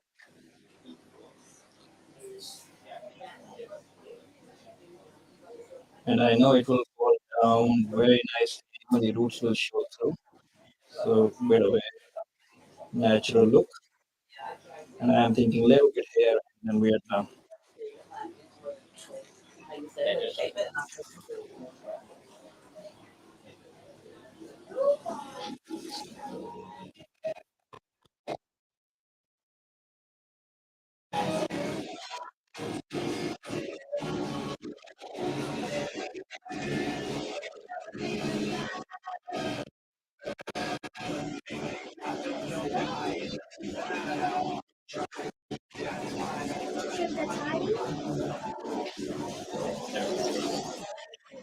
Like two. When can we fill the water? I will fill it and then do the stem plants. So after this, I will be filling up this tank. I know it will be a bit dusty because of the rocks, but what we will do is after that we will do the stem planting. And let me just. So okay, so this one is yeah. Just give me a sec. Just in 2 minutes I will. Yeah, just give me like. Okay. Oh, sorry. Yeah.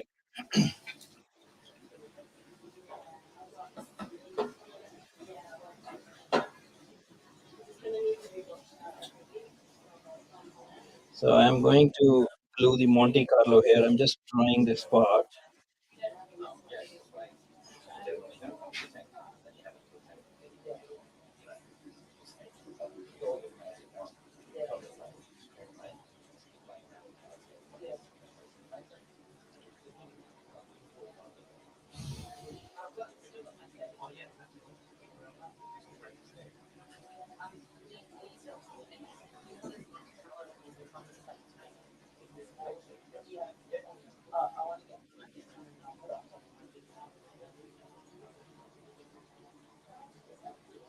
So there you go.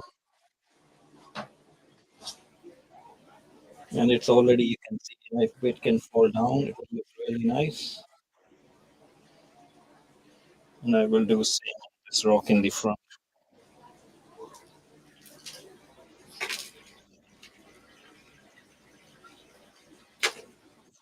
So all the green will come from Monte Carlo, and at the back we will have a red, which is, I mean, it will be more orangish red, Rotala colorata. But if you do a limiting nitrate fertilization, it will change to, very nice red.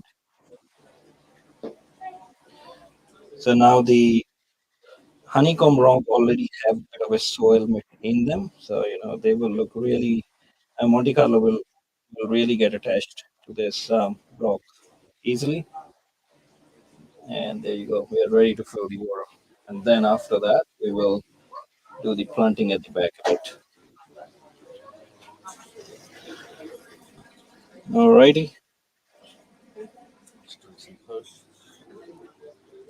You can take a shot now. Actually, it will look very like from the side. Let me clean it. While we after that we will fill it up then. Because after filling, it will have little bit of dustiness to it.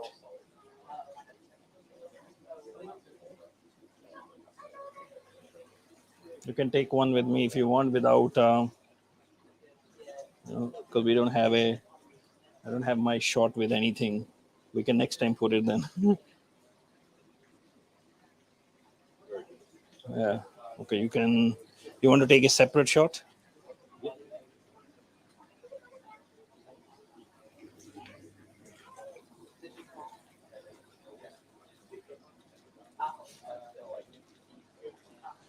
Let me take a few.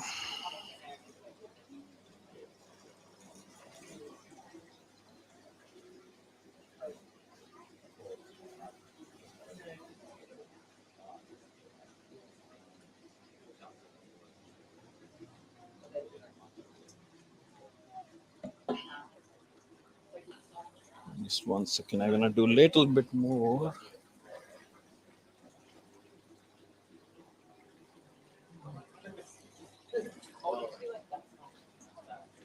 Apart from that, it's just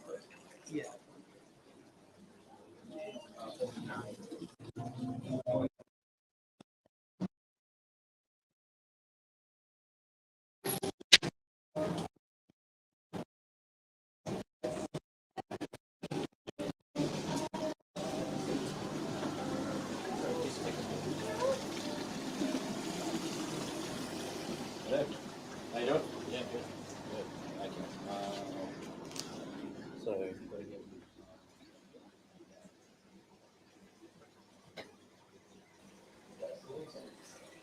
So my plan here was I could go with more moss in this area, but I think Monte Carlo will work pretty good. Now this part is a little bit empty. I'm gonna add a bit of Monte Carlo, and we'll see if it overgrows too quick. Might replace with moss, but Monte Carlo do look nice on the driftwood, especially when they start hanging down. So I will like to keep it, and we have very nice grooves here. What I will do is the way I will plant it, I will push it a little bit into these grooves too, even though we'll glue everything.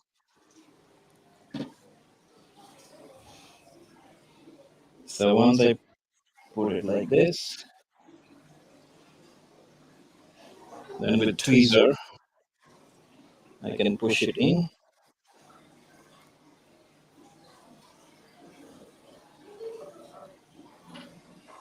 And it will hold to the driftwood really well. This plant does hold to the driftwood very nicely. You just push it like this.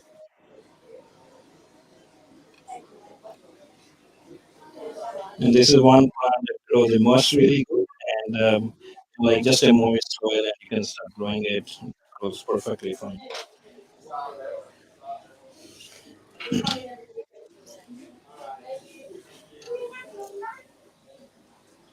So again, just wet the plants and everything.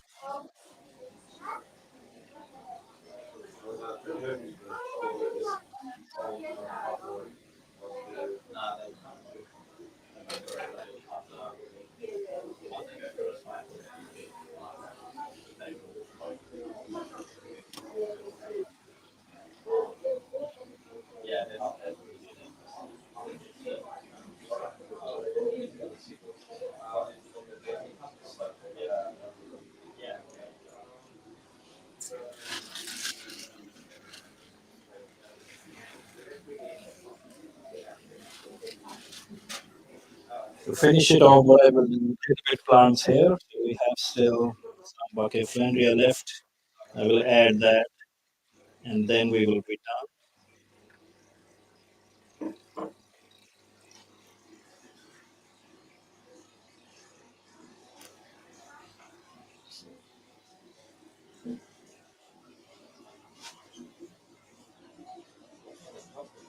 So again, on the rocks, I just put a little bit of glue, and there you go.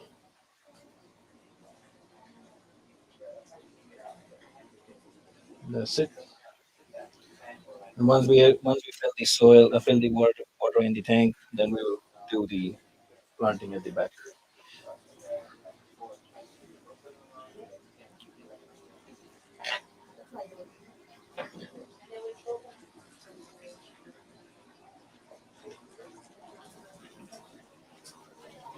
All right, we can fill the water when you're ready. Just open a little bit.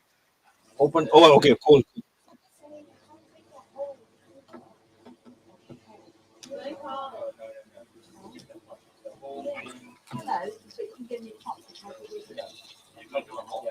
No, that's okay.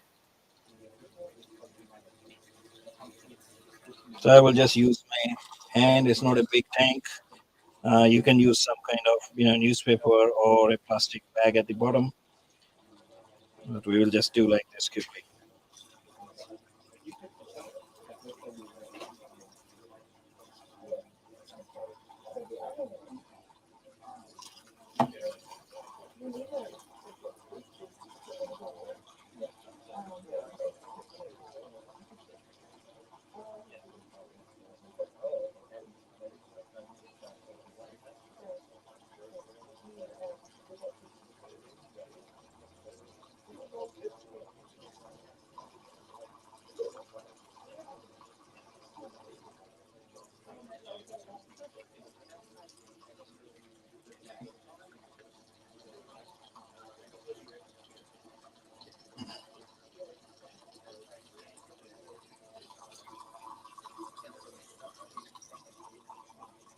So after the first fill, you will find that water will be pretty clean, but you will find there's a bit of dust that will come from the dragon rocks. Now, but that's really minor. And once we start the filter, we will be using CM Tidal Filters. They will have the skimmer part of it, so that will reduce it quite a lot, and the water will clear pretty much straight away.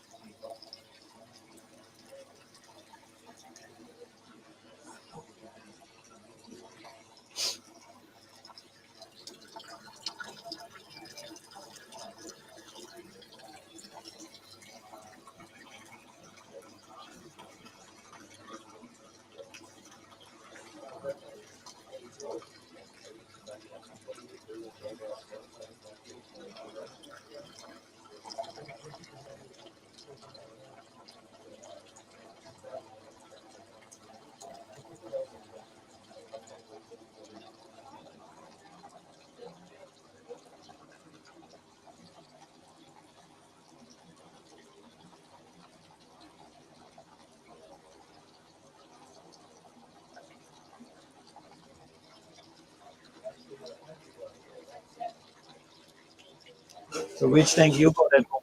I've got the 18 centimeter aqua. Okay.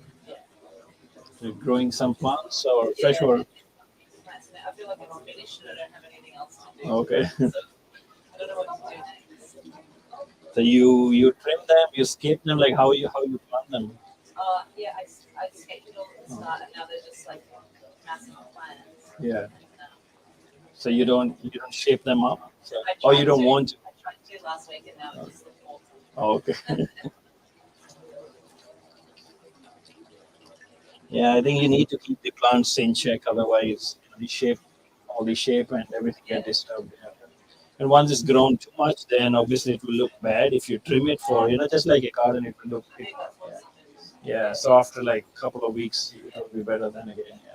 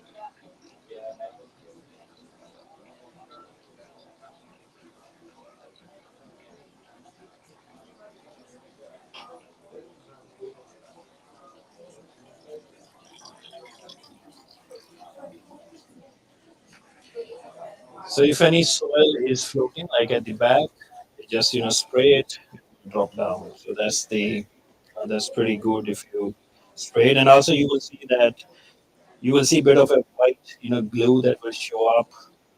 Especially as you fill the water, it will disappear after a few days, so it's nothing to worry about that.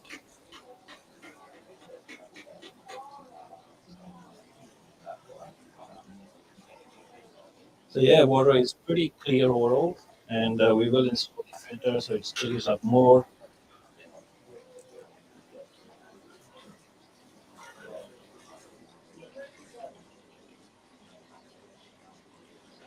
So yeah, guys, if you have any questions or anything, this is much more easier to do scape compared to the one the last one I did, and also using whatever was available in the shop. You can still come up with good results, even if you have 5, 6 pieces sitting at home. Uh, how you can create a detail is by planting different style of plants, different colors, so that you can give more details. So I would say as long as you understand what kind of scape you're looking for, you can play with the plants a lot. It's not always that you need a one of the best hardscape materials, or every shape of every driftwood has to be perfect. You can create your own shape and give more detail using the plants.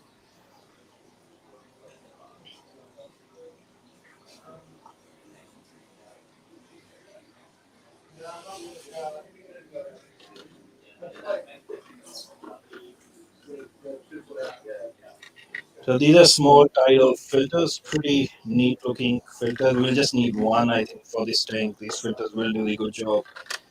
For now, we will install them and we will see how they go. And if they need another filter or a canister filter, we will add that. But for now, I think they are good enough to do the job.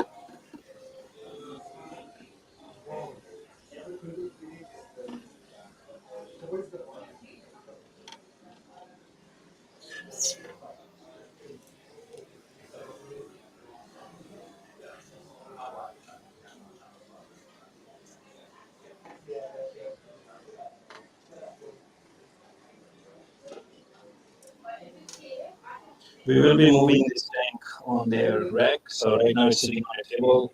So we will move it so that way, find the right filter for them. Most probably we'll go with canister so it looks neat. Uh, but for temporary purposes, I just gonna put this filter. Water can be clean. Water can clear pretty quick. I think this side is good for now.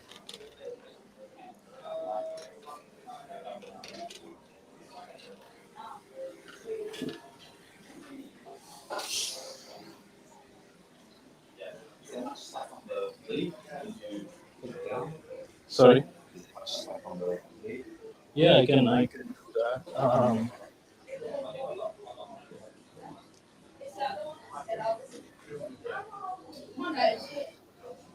This one.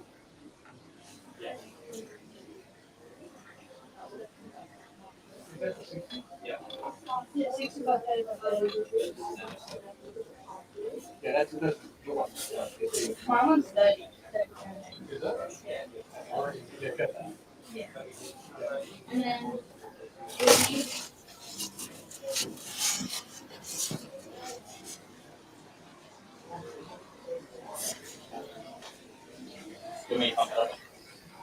No, no, good. I think it's almost there.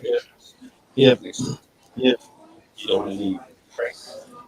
Um, no, we should put all at once also. So I will explain it. How we're gonna do it. So yeah, you can get the iron. Yeah, I mean we will explain all the advanced series and then yes, all. Yep. You can get same size. Yeah, same size bottles.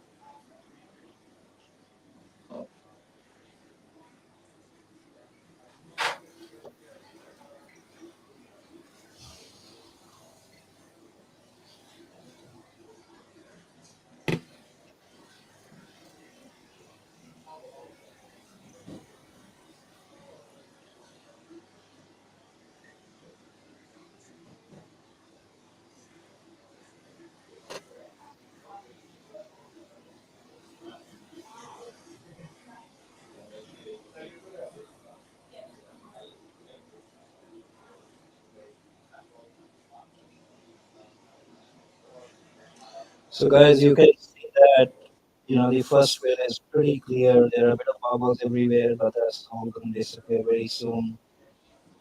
I'm just clearing up the bubbles from the walls of the aquarium. Very nice, you guys can see it all clear. But yeah, the soil seems to be pretty good. First well, all good, and lights are doing a pretty good job to highlight the plants. We will add some stem plants after this, so a little bit more fill. And you can see on the top, it's just touching the surface. So what I am expecting, Monte Carlo actually gonna grow out a bit too. So this plant is really nice. It will definitely grow immersed too, and you will see that in a couple of months, that it has a nice thick growth over the top. And I'm planning, we might have some nice air plants here. I really like air plants. Easy to grow, looks good, especially on the outside of the driftwood. The driftwood that's going outside the tank. So we are pretty much done. I know it's a little bit extra fill, but that's all good because we're gonna switch on the filter.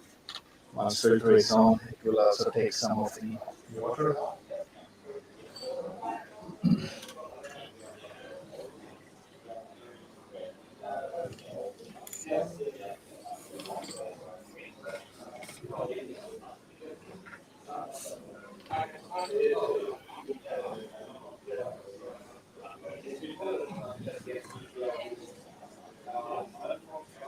there you go.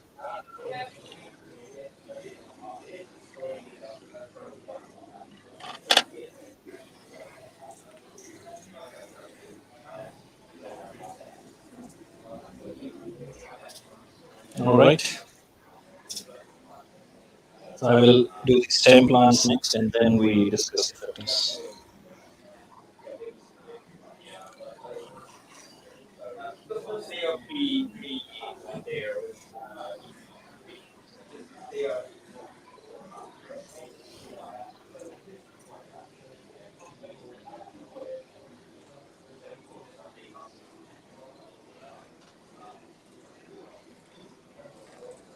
Sorry.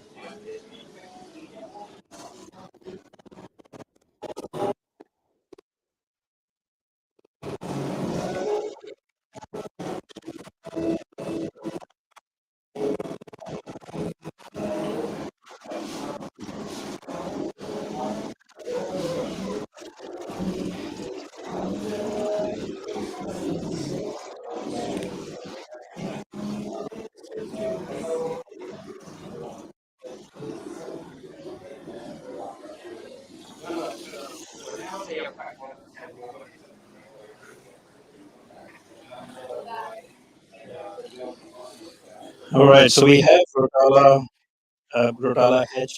It's a really nice looking plant, orangish color that it gets once in the tank. So we'll use that. I'm going to use that at the back mostly because we have green plant which will fall down, and once we plant all this area as orangish red, it will contrast with the styrofoam wrapping, with the Monte Carlo, and even with the driftwood.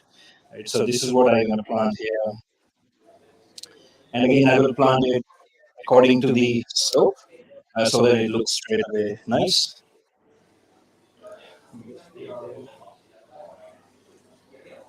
Use tweezers, same concept.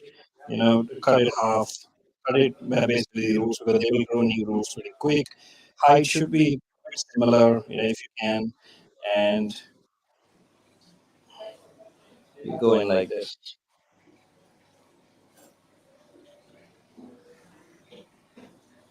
So the way we're gonna keep doing this is all the way, either under this foot, or if you want to bring it, on the top, you can have this slope all the way like this.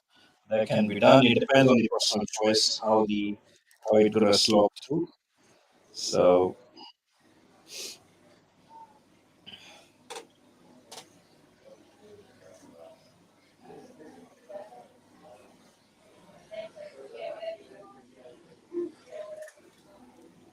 you will see straight away the tank will have another dimension at the back.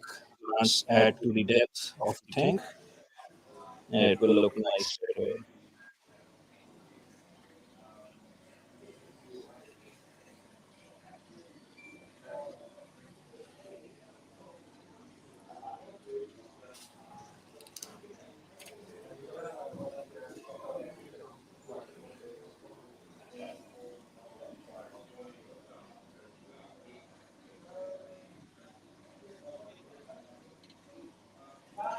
So again, really easy to plant if you got tools. If you don't have tools, it's quite hard. So you need planting tools all the way. Get some simple tweezers. One tweezer of any shape will do the job.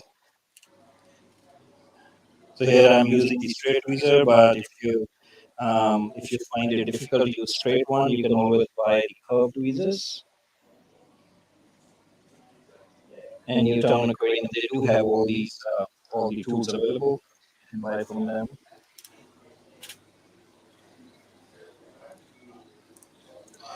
So I will plant a little bit shorter height at the back of those rocks in the left side. So you will see that, and it will give. So because the height is small, again it will give you that depth.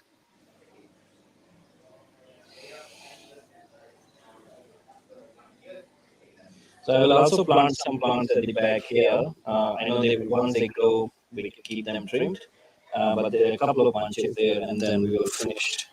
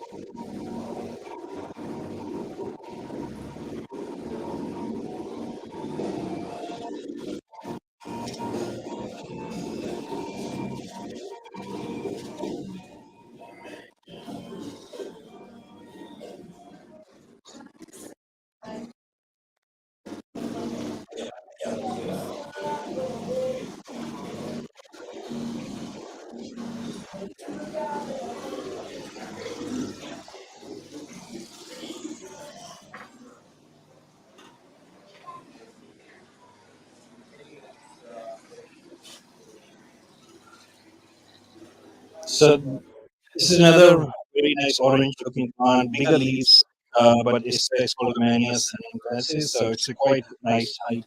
I'm thinking I will add that at the back. Will be a bit contrasting shape with this plant, but again similar color. So we will plant that. This one I want more height, so I will not cut it too short.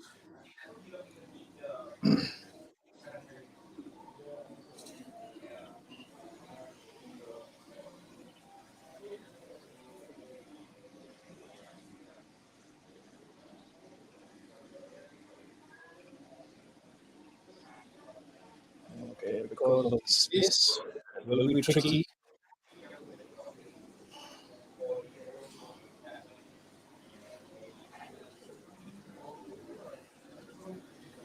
Yeah, this is good.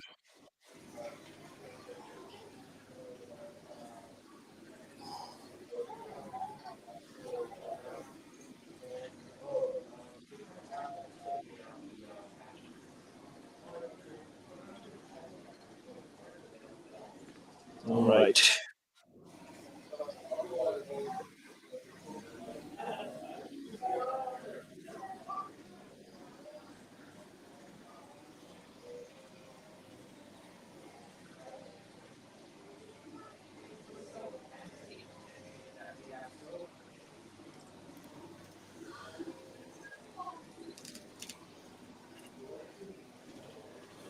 So imagine at the back we have very nice plant, and it will give a really good, really good contrast against the green ones.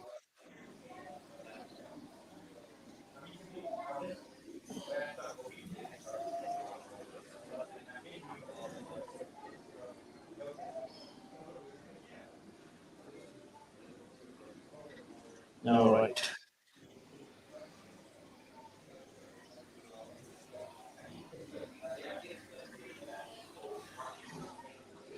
And what I will do is I'm going to trim a little bit here, so this is kind of at a right height.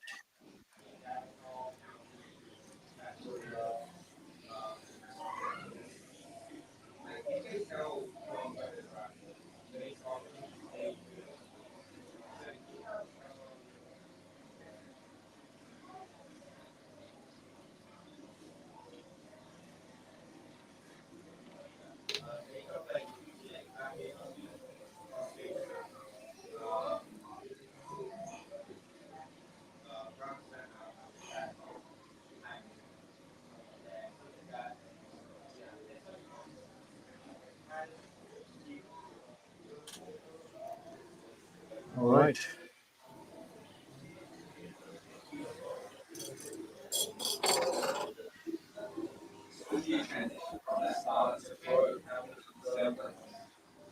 Yeah. So what will happen is we will start with the Jag starter fertilizer.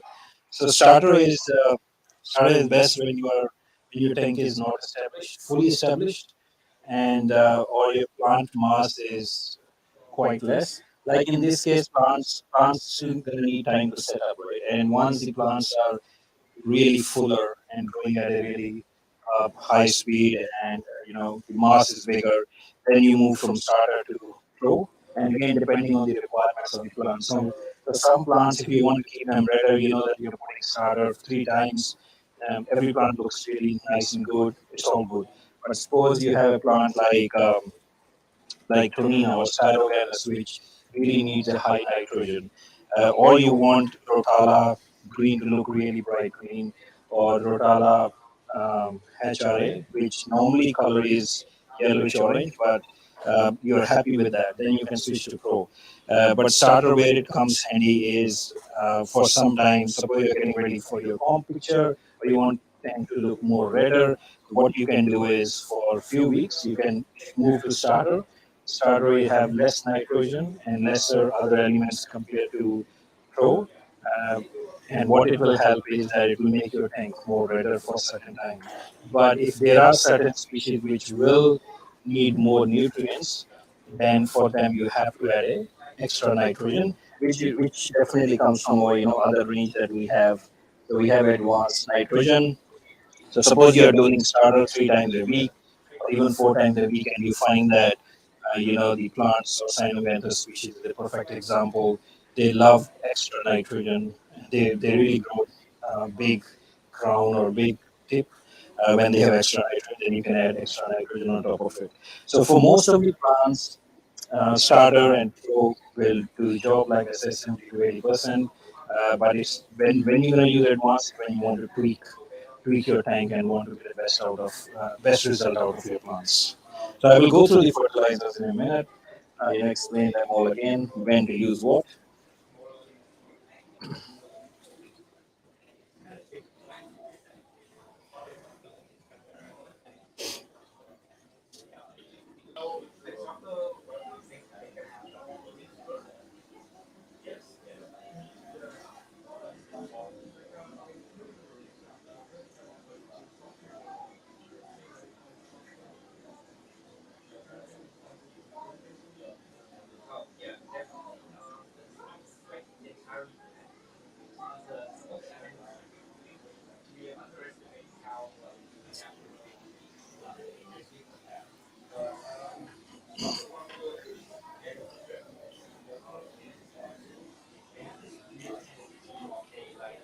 All right, I will go through the complete range. Um, do we have pro here, Anthony? Yeah, if you can bring that. So I will start with. So we have a advanced range and complete range. So in complete range we have starter, we have pro, we have shrimp safe and light. Now when you want to use complete range basically tells that you need only one bottle for everything.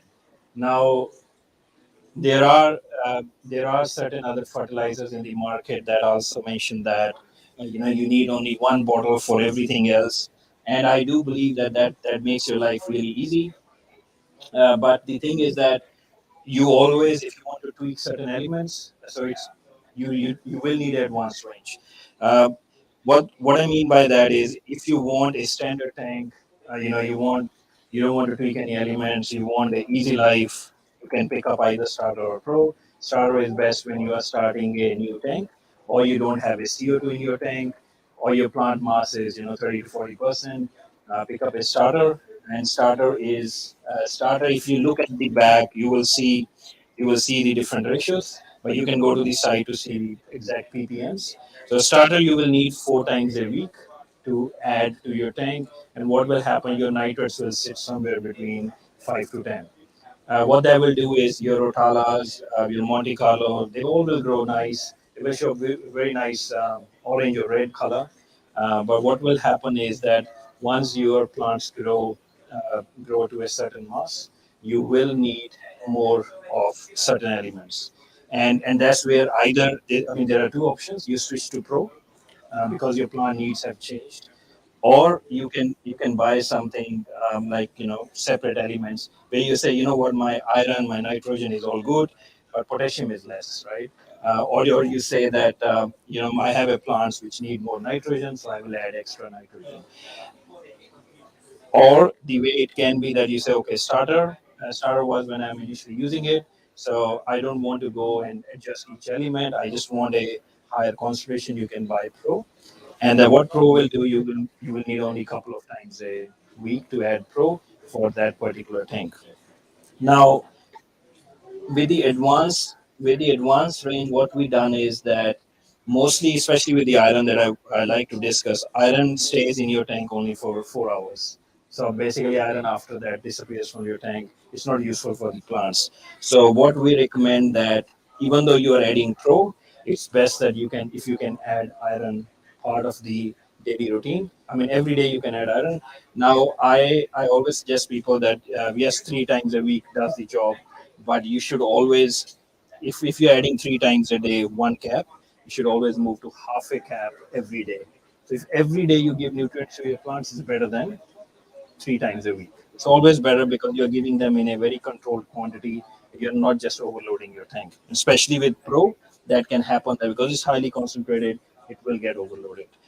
Now with all these fertilizers, the other thing that we made sure is that the way we calculated it is not that you have to reset your tank every week. So there are some other formulas in the market, like estimative index, and there are certain fertilizers who use that style, where what they do is they overload your tank completely, and then they ask 50% water change. So in all our bottles, you will find that we never mention that way 50% water change. The water change that we mention on 50% is like whether in 3 weeks or monthly maintenance, whatever you do. So we do calculate the right amount. Also, we consider that you're going to keep fish, you will add food. So from food, you will get phosphates, right? So from your fish waste, you're going to get nitrates. The iron and potassium, you're not going to get from anywhere. So if you see that your tank is have a lot of stem plants, I always advise that guys should use potassium. If potassium is less, the other nutrients can't be consumed. So potassium extra doesn't hurt. So potassium is something that you can add always extra from advance, and same is the iron. You should always add iron. Now, iron, if you add too much of iron, definitely algae will come. But if you go with the recommended dose, then there will be no problems. So yeah, to make your life simpler, start with a starter, buy 1 bottle, and after your tank is established, either you can switch to Pro, or if you want to go really advanced level, then buy advanced separately. Very simple way of fertilizing. That's what we advise, and we don't want to make 20 products, make things complicated. This is what I use on daily basis. You can follow me, my profile, my Facebook profile, and I've been using this from 2011, but decided to launch it last year, and so that everybody can enjoy the fertilizers too. So yeah, guys, if you have any other questions, let me know. In the complete range, we also have light and shrimp safe. So what shrimp safe is, it is for shrimps. It doesn't have too much copper in it, so it only have a limited amount of copper which is required for shrimps for healthy growth. And apart from that, it's very safe for shrimps. So if you want to keep shrimps, high-end shrimps, then you should use shrimp safe. But if you have cherry shrimps or shrimps that are not really CRS or high end, you all the fertilizers are safe. We do lot of our clients do use all of our fertilizer with their shrimps. I don't recommend it, but mostly we never found that shrimps have any effect with using any of our fertilizers. But just to be on safe side, if you are a breeder and you still want to add a fertilizer, go with shrimp safe. Light is a product that we really made for rhizomes, for Anubis tanks, Buckeflandria, where you really don't need crazy amount of fertilizer. So if suppose this tank was only boost or Anubis tank or rhizome tanks, I would always use light. And if I want to tweak certain element again, I can use advanced range. But light is the easiest way to use when your tank has 20 to 30% plants and they are rhizomes. Go for light. All right, I guess that explains pretty much everything. And if you guys have any questions, you can come to Newtown Aquarium. They can explain you all the fertilizers. And the way we designed it is to make your life simpler, not 20, 30 complicated products. It's a simple 10 products that does the job. All right, thanks, guys. And yeah, I will still wait for this tank to a little bit more clear up, and we will have some nice shots. And I really hope that you enjoyed this much simpler nanoscape, which you can create with anything that's available in your home. Most of us, what we do is we have leftover rocks, leftover, driftwood, and I wanted to create something that is from leftover stuff or anything that's uh, available in your aquarium shop. You don't need to have always a best looking driftwood to get the nice results. You can get with by gluing and by finding the few right pieces and having the best composition possible. And you can see here all these plants actually made it look, made the scape look more alive. And once the bubbles are gone, plants are a bit more opened up. You will see the multicolor will start falling down.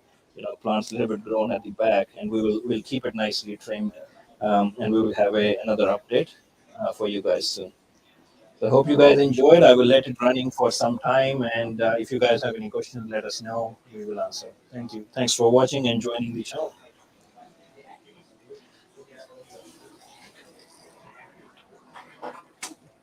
It looks fucking amazing. And thank you.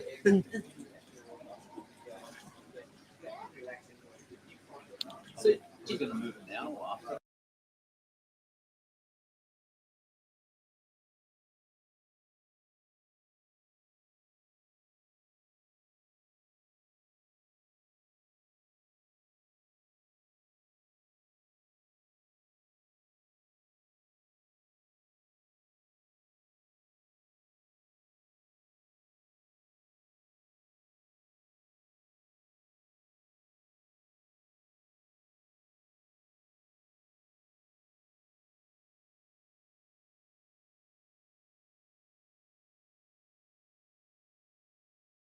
Okay. Yeah. So what will happen is, You're gonna unmute it? unmute it. What you are talking Yeah, about. yeah. So yeah, I mean the question that can the will multicolor grow outside the water? Yes. So right now where the multicolor is just sitting at the surface. So as long as the half of the multicolor, the roots are touching the water, they will grow. And what you will see, like I have a video that I might share on the Facebook. They will grow up and they will make a really thick carpet on the top. So it will have a very nice thick carpet here. The plant, I mean, even here, you will see how they're gonna grow. Yes, and also this driftwood will be a bit wet. So even if we put some kind of moss or mini pedia here, that will grow up. It will crawl up a bit. And the plan is we can have like see this part is perfect. Light is coming on the side. We put air plant here, and this because this area will be shaded, we can have some kind of either air plant, or you can have some plant where the roots can go in. Yeah. Most air plant would be best because still a bit far away from the surface. But all this is half immersed and half Yeah, submerged okay. area, right? So they will grow really nicely. And then what did you say about like the white bits? Did you say that that'll show you clear or something? No, this will what I will do here is I show you. So what I gonna normally I cover it up. So here we will have certain plants, Oh, yeah. more plants we can add. But how you cover this section up is I show you.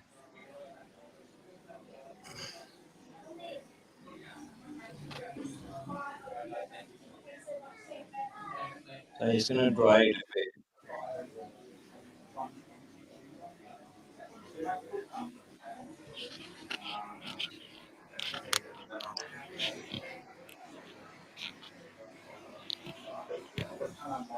So we have this.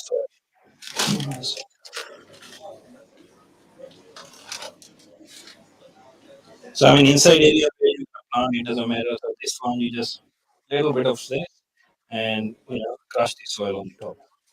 Oh, okay. There you go. And what it will do because it will camouflage with color is same Yeah. as there you go. Done. It will be permanent Oh, there. yeah. So even like if you, touch this is all solid, Yeah, right? It's not that's it.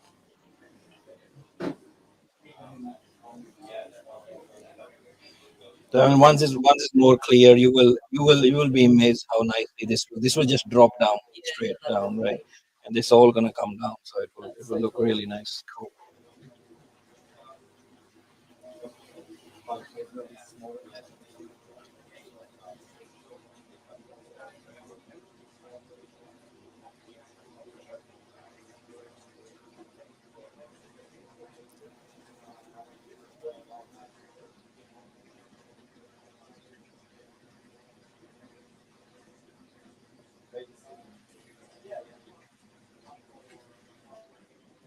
What what we can do is agree anyway. Already. I might buy some of Yeah, your, sorry. I might buy some of your fertilizer. Yeah, that's awesome. Thank you. Can I show you my tank so you can tell me Yes. what I would need to get? So it's like this, and then it's got that. I think you called it Rotala stuff. Yeah, or something Rotala. at the Yeah, back, Rotala and then- blood red. Yeah. and I that think. green stuff. I Yes. don't know what it is. And then I've got Anubias Yeah. Nana Petite, Yeah. and I've got tiny Bucephalandra or whatever, Yeah. Yeah. and then heaps of Monte Carlo. Yes. No, this is nice. It's a Whatever healthy that looking is. tank. Yeah. And then, but I've got shrimp. Okay. So But you, which shrimps you got? I got the black and white stripy ones. Yeah. So I think you can go. I mean, you can still go with starter, but don't like go crazy overdose on that. Oh, okay. I mean, starter is pretty light. So is the starter, because the tank's been going for a while now. So does the starter just account for having the shrimp or something?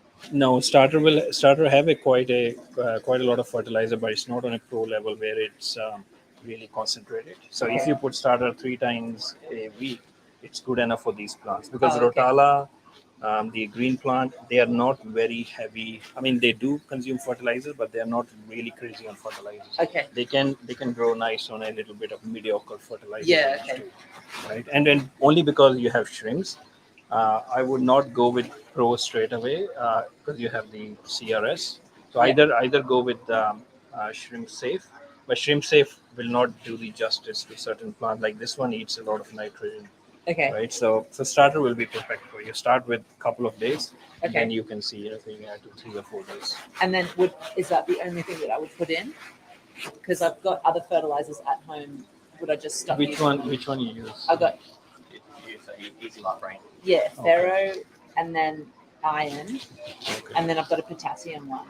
Okay. Now the Easy Life one, actually, if you look at the back, they have iron and potassium in it. Okay. I mean, from what I remember, I think the Ferro one is just have iron.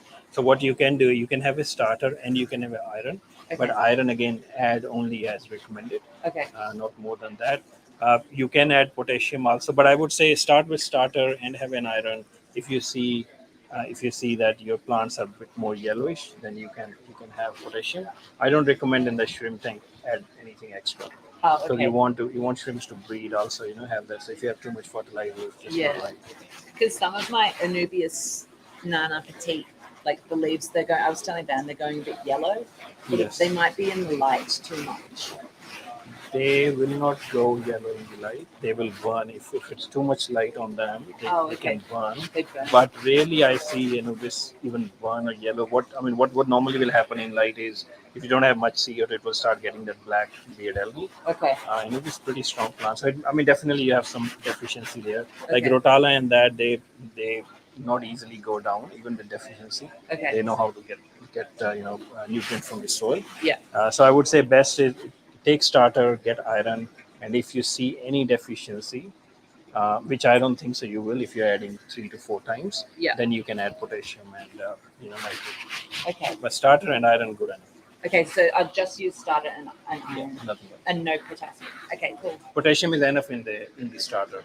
So if after some time you see that your all your plants are very yellowish, Yeah, okay. right? Then you can, but then you have to add nitrogen and potassium. So is yellow, does that mean that there's a potassium deficiency? No, yellow actually means the first thing is nitrogen deficiency. Oh, okay. Yeah, so according to me, when you said me Easy Life Ferro, Yeah. you pick up a product that you use. I think it's here, right? Yeah. If you look at the back, I can bet you nitrogen is not there. Oh, okay. Yeah. Okay. Right. I mean, which bottle you use? You know where it Can is? I show you? Yeah, just show me.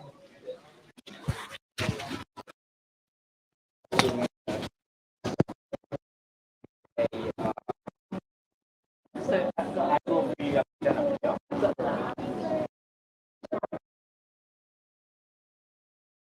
what do I put it? I don't know. They look like this now, but What's that? okay, Is that see, the iron? Yeah. and they kind of each other. This one?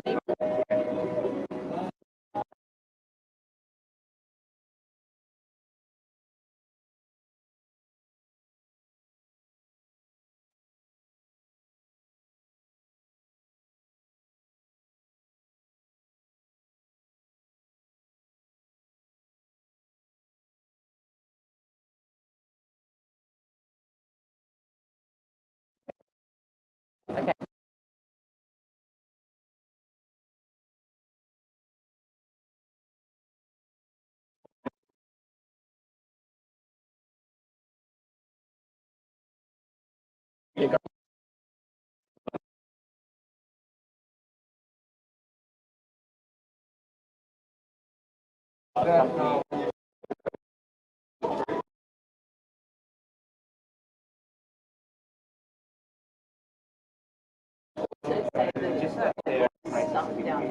Yes, so they so Oh, no. Is it this?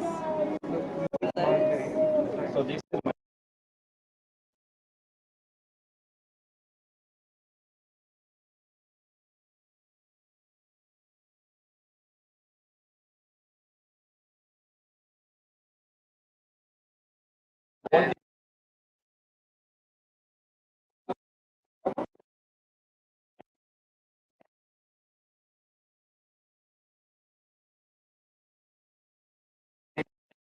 just iron, right?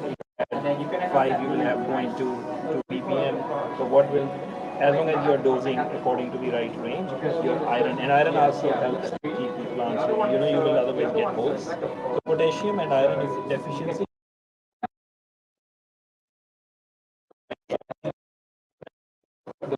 Iron, iron is coming, so no problem. No problem. Yeah. No, and that's okay. So I'm gonna get that one again. You get Already if you got the use panel, but I just double check it doesn't have anything else. So okay, you will do that. So it has iron and it has potassium, so which is okay. So iron potassium. Okay, cool. Thank you. I really enjoyed watching you do all Thanks this. a lot. I wanted You to can do ask okay. any questions. Any questions on questions? I'm always Oh, yeah. Start. yeah. Happy? Yeah, it looks good, man. Well done. It's quite different than what I normally do. Yeah, I like it. I want something different, right? So Yeah, it's hard to do the same too. I mean, it's Constantly. no point Yeah, in doing of course. that same spider wood and same, Yeah, definitely. Yeah, definitely. and then I think few of the plants like Monte Carlo will, depending on how you want to move it, it should be all stable. It's pretty. You just have to be careful when you move it. Yeah, nah, yeah. I don't break around, but overall it's good. Can I get some tiny multicolours, whatever it's called? And this guy, or Yeah, I think. Thanks, guys. Thank you. Thank you. Yeah, I think that's it, and then we'll have some nice photos and we're done. We can have lunch and then come back, and then but by then it will be more clear. Then we can. and he can turn off these lights too. Which ones? Yes. If we can get a nice shot, it's good.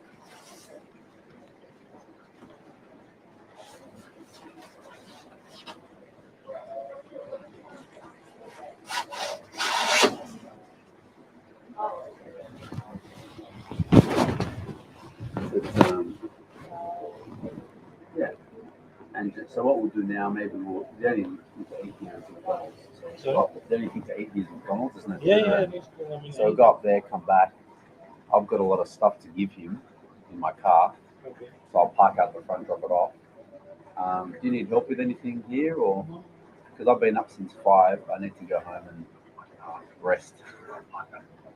I'm dying. I'm dying. So It's same with me. Man. It's been what time? Oh, you were up at 7 or something? 6:30? No, 5:30. As well. Why? I actually firstly I'm gonna go to there is some my very old client. She cutting on shades, and I have to go to Guildford, old Guildford, and then Now? go home. Yeah. Oh my God. So I have a crazy day. But if I don't go now, I have to go tomorrow. I said no, I don't want to do it special. But it's 1 hour job there. Yeah. So we just eat, and after that we might you want to end it.